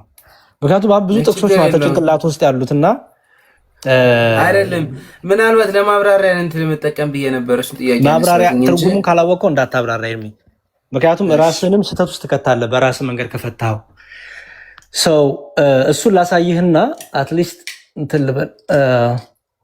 ኦኬ አንተ ከአልጋ ያስነሳኝ ይቅርታ። በጣም እግዚአብሔር አልጋህን ሌሊት ነው ብዬ ነበር እኔ ተኛ ልልህ ነበር እና እኔም ተኛለሁ። ነገም ደግሞ ቀን ስትኖር ምናምን እናወራለን ብዬ ነበር። ችግር የለውም። ለማንኛውም ሰሙ ዛሬ ጉዳቸውን አንስተህ እንዳለ አንጫጫቸው በጣም እና ደስ ብሎኛል። ትንሽ ማወቄም ራሱ አንተ ከመንጫጫት ጋር ነው የምታስበው። አሁን እሱ ሳይሆን ኤርሚ እንደው እንዴ ጥያቄ እኔ በፊት ጥያቄ አንስቼ አላውቅም ብዬ ነው ስለነሱ። አይ ጥያቄ እንዳልኩ ነው። ጥያቄ ስታነሳ አሁን እኛን ኦርቶዶክስ ጥያቄ ጠየቄ ነው። ይኸው ኦርቶዶክሳዊ ምላሽ እየሰጠውክ ነው። እነሱን ስታገኛቸው ጴንጤያዊ ጥያቄ ጠይቃቸው። የቤተ እምነታቸውን መጽሐፍት ይዘህ በዚህ ቤተ እምነታቸው መጽሐፍ ላይ እንደዚህ ይላል። የእነሱን ሁል ጊዜ ስለ ኦርቶዶክስ ብቻ ስለሚነሳ በዓለም ሁሉ ናት ብዬ ስለማምን ሁሉ ጊዜ ጠይቃለሁ ኦርቶዶክስ። አንተና አሁን አየኸው። እነሱንም ደግሞ መጽሐፋቸው ልክልሃለሁ። ዛሬ ሲጠይቃቸው ውጡ ውጡ እያለ መጣ እኮ በጣም ገርሞኛል። አይትስ ኦኬ እንግዲህ ችግር የለውም። ኤርሚዬ ትምህርቱ ላይ እናተኩርና ይኸውልህ ወደ ትምህርቱ እንመለስ። መክብብ 9 ላይ እንዲህ ይላል። ይኸው መዝሙርዬ በጣም ይቅርታ። ትንቢተ ዳንኤል ላይ ምዕራፍ 9 ቁጥር 4 ላይ ያለው ነው ከፍተህ ብታሳየው ጥሩ ነው። ጌታ ሆይ ከሚወዱና ትእዛዝን ከሚፈጽሙ ጋራ ቃል ኪዳንና ምሕረትን የምትጠብቅ ታላቅና የምታስፈራ አምላክ ሆይ ብሎ የተናገረውን ትንቢተ ዳንኤል ምዕራፍ 9 ቁጥር 4 ላይ ያለው ማለት ነው። እሺ እንትን ይበብዬ ነው ጥያቄዎቹ ጭንቅላት ውስጥ ያሉት ጥያቄዎች አንድ ይወጡ ብዬ ነው። ከዛ በኋላ ለመክተትም ቀላል ነው። መክብብ 9 ላይ እንዲህ ይላል። በደንብ አስተውለ ያው እንዲህ ይላል። ያው ጻድቃንና ጠቢባን ስራዎቻቸውን በእግዚአብሔር እጅ እንደሆኑ በደንብ አስተውሉ። ማንና ማን ይላል? ጻድቃንና ጠቢባን ስራዎቻቸውን በእግዚአብሔር እጅ እንደሆኑ ይህን ሁሉ እመረምር ዘንድ በልቤ አኖርኩ። ፍቅር ወይም ጥል ቢሆን ሰው አያውቅም፣ ሁሉ ወደፊት ናቸው። የጻድቁና የበደለኛው አሁን እየተነጻጸሩት እነማን ናቸው? ያዝ የጻድቁና የበደለኛው፣ የመልካሙና የክፉ፣ የንጹሕና የርኩሱ፣ መስዋዕትን የሚሰዋውና የማይሰዋው የሰው ሁሉ ድርሻው አንድ ነው። እንደ መልካም ሰው እንዲሁ ኃጢአተኛ፣ እንደ መሐለኛው ሰው እንዲሁ መሐላን የሚፈራ ነው። አንድ ድርሻ ሁሉን እንዲያገኝ ከፀሐይ በታች በተደረገ ሁሉ ይህ ነገር ክፉ ነው። ደግሞም የሰው ልጆች ልብ ክፋትን ተሞልታለች። በሕይወታቸው ሳሉ እብደት በልባቸው ነው፣ ከዚያም በኋላ ወደ ሙታን ይወርዳሉ። እነዚህ እብደት ክፋት ያለባቸው እነዚህ ጻድቃን ናቸው? ኤርሚ አይደሉም። አስተውል። ጻድቃንና እነዚህማ ምንድን ናቸው ይላል? በእግዚአብሔር እጅ ናቸው ይላል። አየው። ምክንያቱም ይላል ጻድቁና ጠቢቡ ስራዎቻቸው በእግዚአብሔር እጅ ነው ይላል። ኦኬ። እነዚህ ግን ምንድናቸው ይላል? በልባቸው የሰው ልጆች ልብ ክፋትን ተሞልታለች፣ በሕይወታቸው ሳሉ እብደት በልባቸው ነው፣ ከዚያም በኋላ ወደ ሙታን ይወርዳሉ። እነዚህ ጻድቃን ናቸው? እብደት ያለባቸው ክፋት ያለባቸው አይደሉም። አሁን መጣ። ያልሞተ ውሻ ከሞተ አንበሳ ይሻላልና ሰው ከሕያዋን ሁሉ ጋር በአንድነት ቢኖር ተስፋ አለው። ሕያዋን እንዲሞቱ ያውቃሉና ሙታን ግን አንዳች አያውቁ። መታሰቢያቸው ተረስቷል፣ ከዚህ በኋላ ዋጋ የላቸውም። ፍቅራቸውና ጥላቻቸው፣ ቅናታቸው በአንድነት ጠፍቷል። ከፀሐይ በታችን በሚሰራው ስራ ነገር ለዘላለም እድል ፈንታ ከእንግዲህ ወዲህ የላቸውም። እነዚህ እነማን ናቸው? ምንም በቃ በሰማይ እድል ፈንታ የላቸው። እነዚህ ቅዱሳን ናቸው። ኤርሚ ሙታኖች ናቸው እኮ። አሁን ብዙ ጊዜ ፕሮቴስታንቶቹ እነዚህ የሞቱት ቅዱሳን ናቸው አይደለ ብለው ነው የሚያስተምሩት አይደለ? ምክንያቱም ያልሞተ ውሻ ከሞተ አንበሳ፣ የሞተ አንበሳ የተባለው ቅዱሳን ናቸው አይደለ የሚሉት። ያልሞተውም ውሻ የሚባለው ደግሞ እንደዚህ እምነት የሌለው ዳግመኛ እምነት እድል ያገኛል። አስተው እንደዛ ብለው ነው የፈቱት። ግን እስቲ ኤውና እነዚህ የሞቱት ቅዱሳን ከሆኑ እድል ፈንታ የላቸውም በሰማይ። አየህ፣ ምክንያቱም ይላል መሰለህ እነዚህ የሞቱት ይኸው ፍቅራቸውና ጥላቸው ቅናታቸውን በአንድነት ጠፍቷል።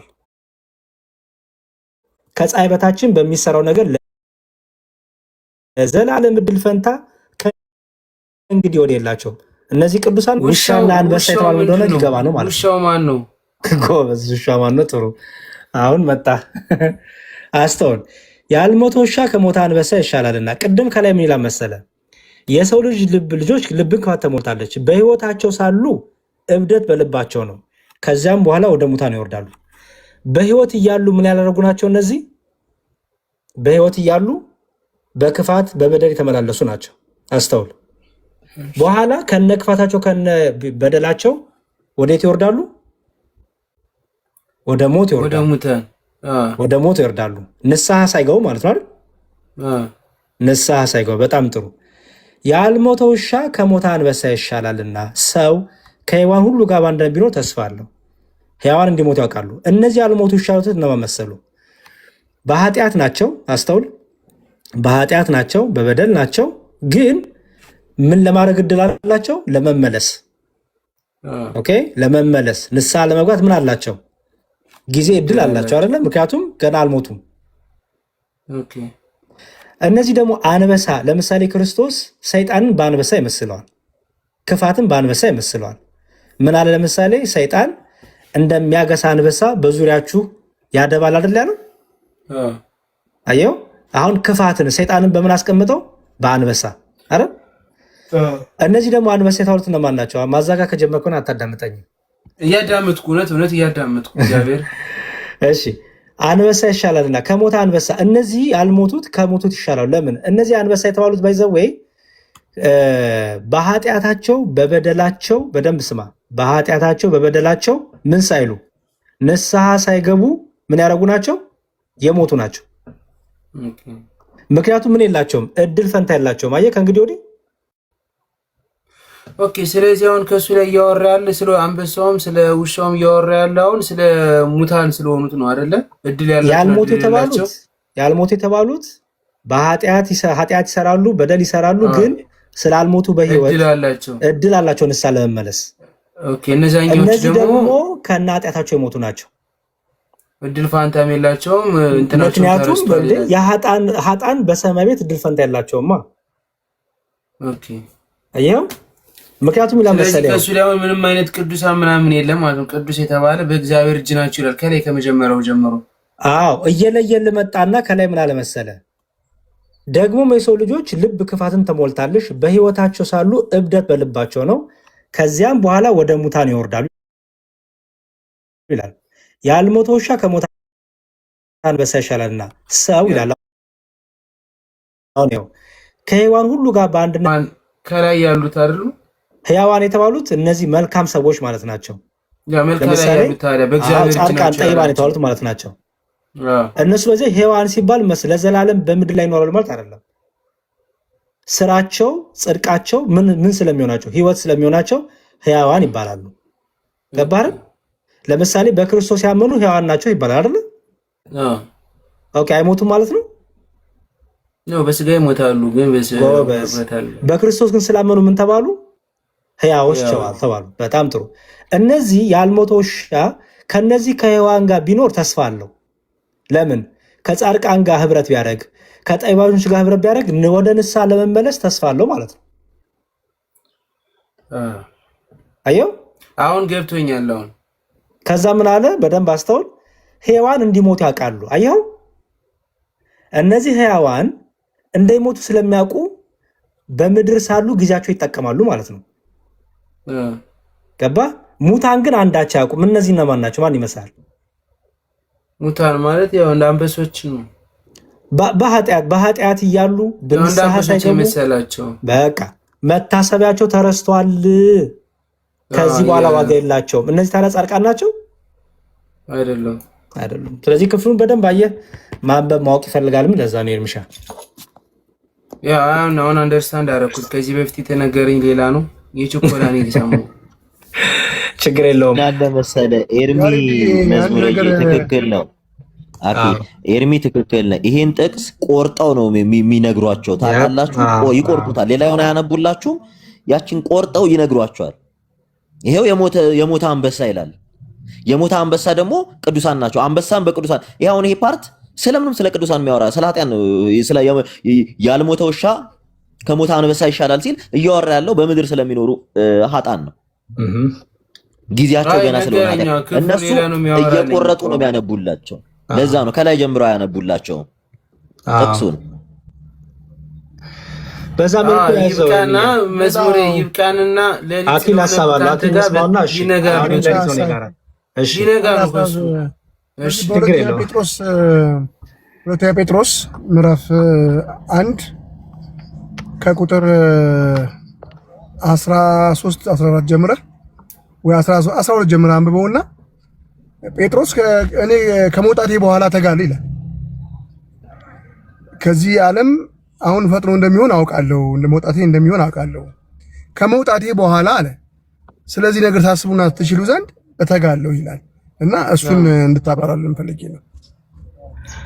እሺ ቅድም ጠይቄው ነበር አይደል? መዝሙረዬ ይሄን ነገር ስለሚያግዝክ ሕዝቅኤል 37:26ን እሷን አንብብለትና ሕዝቅኤል 37:26 በጣም ክሊር ያደርግለታል። እሺ ግልጽ ያደርግለታል። ወደ አክሊልም መለሳለሁ። ሕዝቅኤል 37:26 ሕዝቅኤል 37:26 እሺ ይኸው ኤርሚ ምን ይላል መሰለ?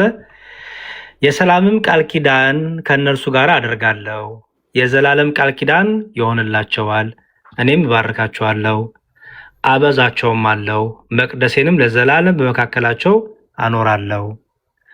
ያው የሰላምም ቃል ኪዳን ከእነርሱ ጋር አደርጋለሁ፣ የዘላለም ቃል ኪዳንም ይሆንላቸዋል ይላል። የቃል ኪዳን የሚለውን የቅድሙን እያሳየክ ነው። ኦኬ ስለ ቃል ኪዳን የቃል ኪዳን ያሳየክ ነው ይኖራል። አዎ ያው ለምሳሌ ቅድም ይሄንም ያዝ ኦሪት ዘጸአት ምዕራፍ 9 ሰጥቻለሁ። ይኸው እኔ በቃ በደንብ አንዴ እንትን ካልከኝ አክሴፕት ነው ማድረግ በቃ። አዎ ዝም ብለህ አክሴፕት አታርግ፣ መርምር፣ አንብብ፣ መጽሐፍ ቅዱስን ከፍተህ እኔ አሁን አክሴፕት አደርጋለሁ። የተሰጠኝን ነገር ባዶ ስለሆነ ውስጤ እዛለሁ። ማንበብ ነው እየገባህ አንብብ። አንተ እንደሱ አትበል።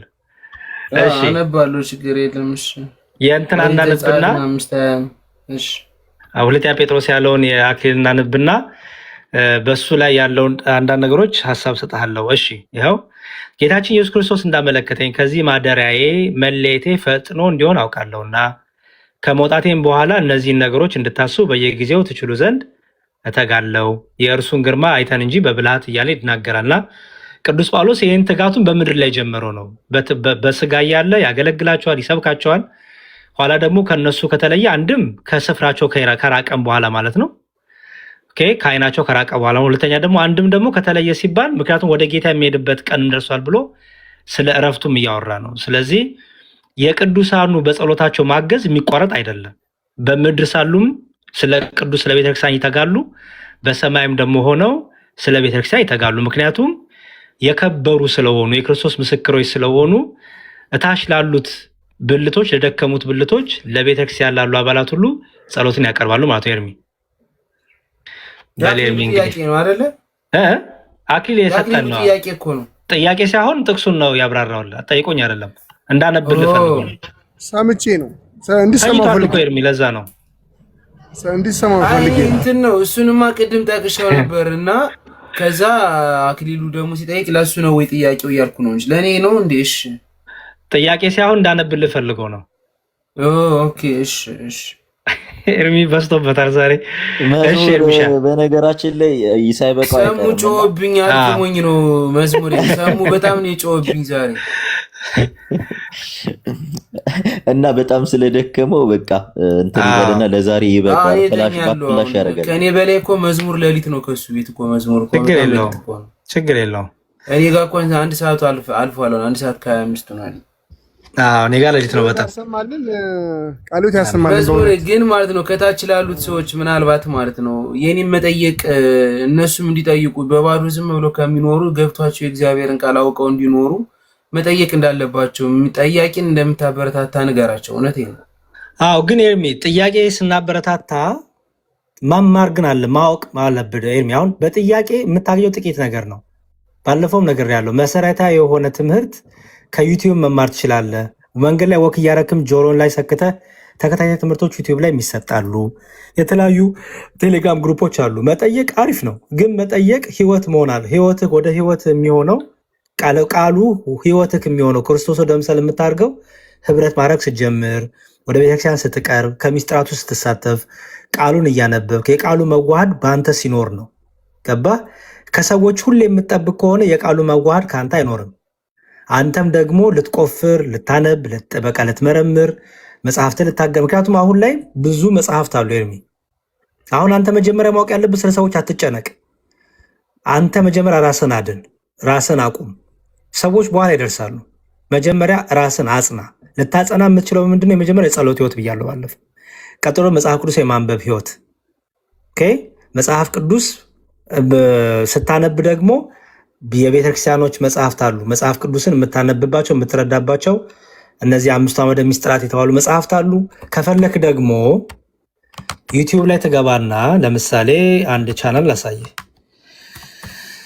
እሺ እንደሱ አይነት አንድ እንትን ልገዛ እያሰብኩኝ ነው። ቤት ሲሆን በደንብ ለማየት ምናምን ለማንበብ ይሆነኛል መሰለና ብዙ ነገሮችን አፕሊኬሽኖችን እንትን ብለ እኔ እኮ ቴሌግራም እኮ እኔ ኦልሬዲ ግሩፕ አለኝ እዛ ላይ ባለፈው አልገባህም? አይ እንትኑ ነው እንጂ ላፕቶፑን ነው እንጂ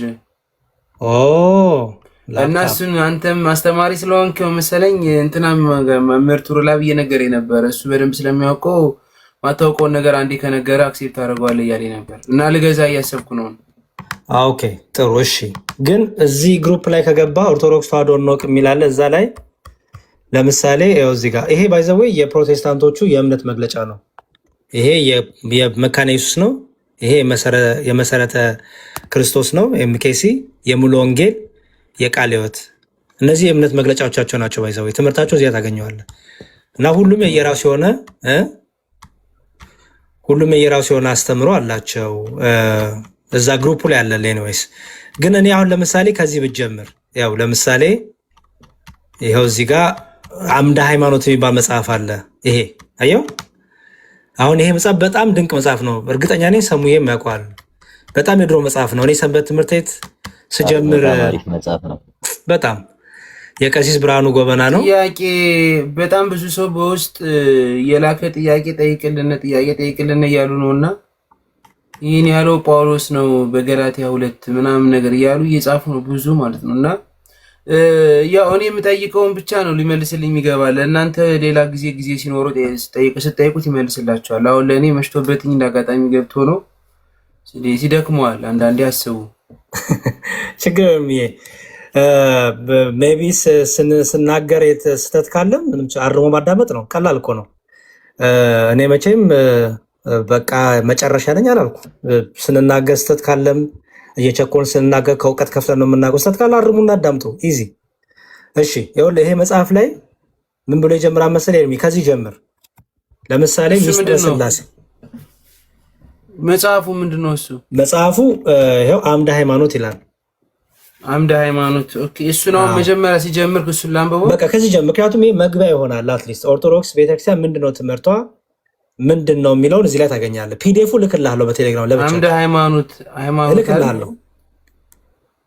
እልክልሃለሁ።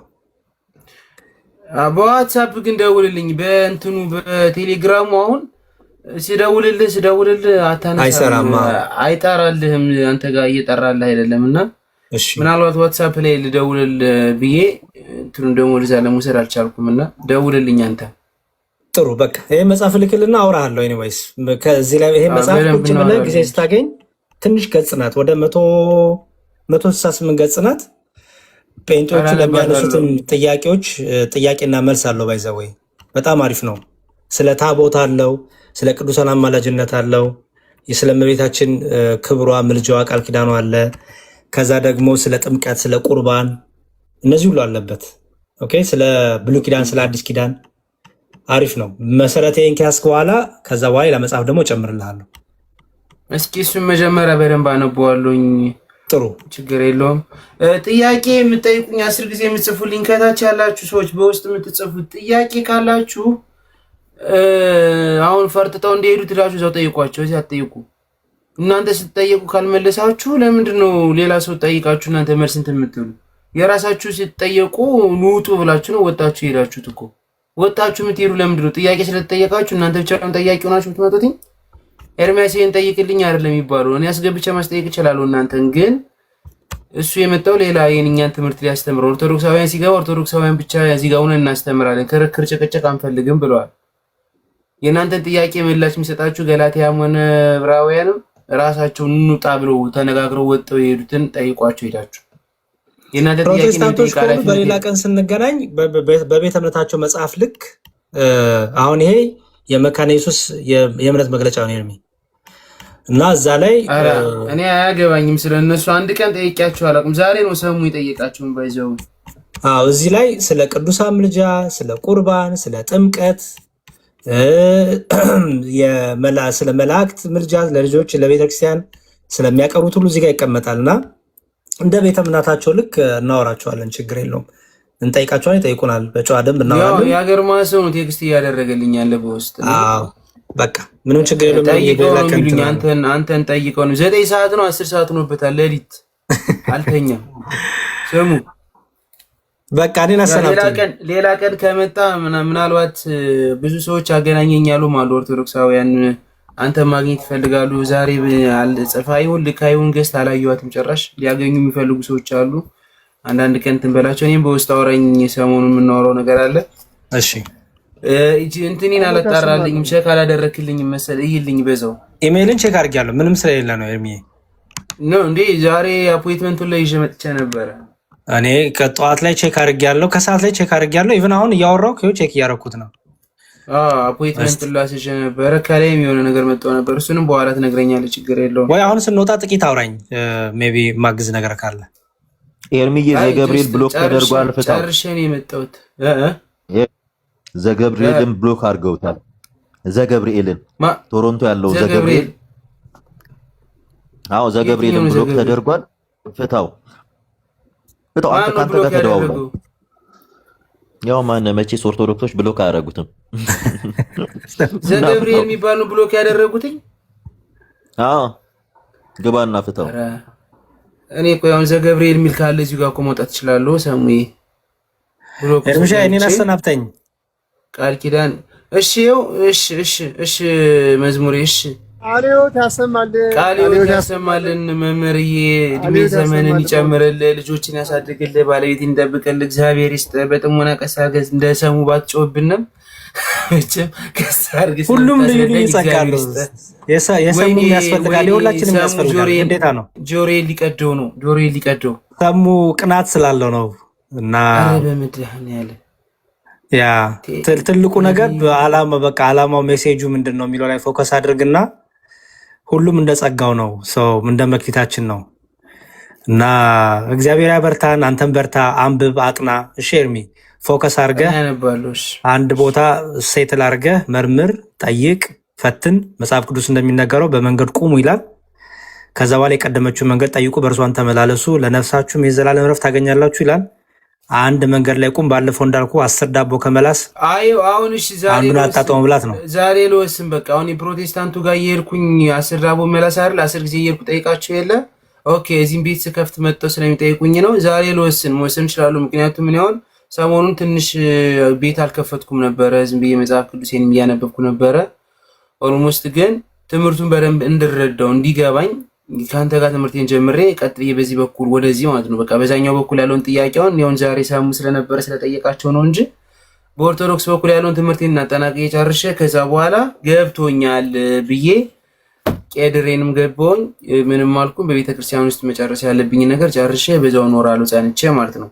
ግን ምን ያስፈልገኛል አሁን ላይ ጀስት አሁን ወደ ኦርቶዶክስ መጥቼ ትምህርቴን መማር ብቻ የሚጠበቅብኝ። መማር ማለት ደግሞ አሁን ልክ እንደዚህ አይነት ጥያቄዎች ሲኖሩኛል ምትልክልኝ ፒዲኤፎች አሉ፣ እነሱን አነባቸዋለሁ። በእነሱ መካከል እንግዲህ መንፈስ ቅዱስ እግዚአብሔር አምላክ ያረዳኝ መቼም አንዳንዴ እንትን ትላለህ፣ እግዚአብሔር ይረዳል እሱ እንዲረዳን እንጂ በእኔ ግትርነት በእኔ አሁን ባለሁበት ሁኔታ እንደዚህ ከሄድኩኝ ጣፊ ነው የምሆነውና ቅናቴ ነው ወይም ደግሞ ለማወቅ ስለፈለኩ ነው። ሃይማኖቴን በደንብ ብረዳ ከእግዚአብሔር ጋር አብሬ ቢኖር ፍላጎቴ ስለሆነ ነው። ውስጥ እንትን እያለኝ ስለሆነ ነው ወደዚህ መጥቼ የምጠይቀው እንጂ እንደው ዝም ብዬ ቤቴን ዘግቼ ጨዋታዬን ተጫውቼ እንደ ሰው ሌላ ዓለማዊ የሆነ አስመስሎ መኖርን አቅቶኝ አይደለም። እውነት ለመናገር ሀገሩ መጥፎ ነው ሲጀመር። የሀገር ብቸኝነት አንድ ስትረስ አለው። ሁለተኛ ነገር ለጥፋት እዚህ ጫፍ ላይ ነው። ማንም ይይዝህ የለም። የፈለግከውን ነገር የማድረግ መብት አለ። የትም ቦታ ገብተህ የፈለግከው ማድረግ ትችላለህ። ታውቀዋለህ ስለ ውጭ ሀገር። እኔ ላንተ አልነግርህም፣ ግን ሞር ወደ ፈጣሪ መምጣትን ነው ደግሞ ሚዛን የፈለግኩና ወደዚህኛው በመጣ ከእግዚአብሔር ጋር ሆኜ ብኖር የዘላለም ምንም ህይወቴን ማተርፋለሁ። እኔም በምድር ላይ እስካለው እግዚአብሔርን ያመሰገንኩ እኖራለሁ። ስለዚህ ሞር የኦርቶዶክስን ትምህርት መጀመሪያም ኦርቶዶክስ ነኝ፣ አሁንም ኦርቶዶክስ ነኝ፣ አሁን ነገም ኦርቶዶክስ ነኝ ብዬ ነው ማስብ። ለምን አልወጣልኝም? በዚህኛው በኩል የሰማሁትን ነገር ይዣለሁ። ጥያቄ ያስነሳብኝ ነገር ጠይቄያለሁ። እውነት ለመናገር ላይቭ ላይ መጥቼ በመጠየቄ ብዙ አትርፌያለሁ፣ አልከሰርኩም። ምክንያቱም ያው መዝሙሬን አግኝቻለሁ፣ ሰሙን አግኝቻለሁ።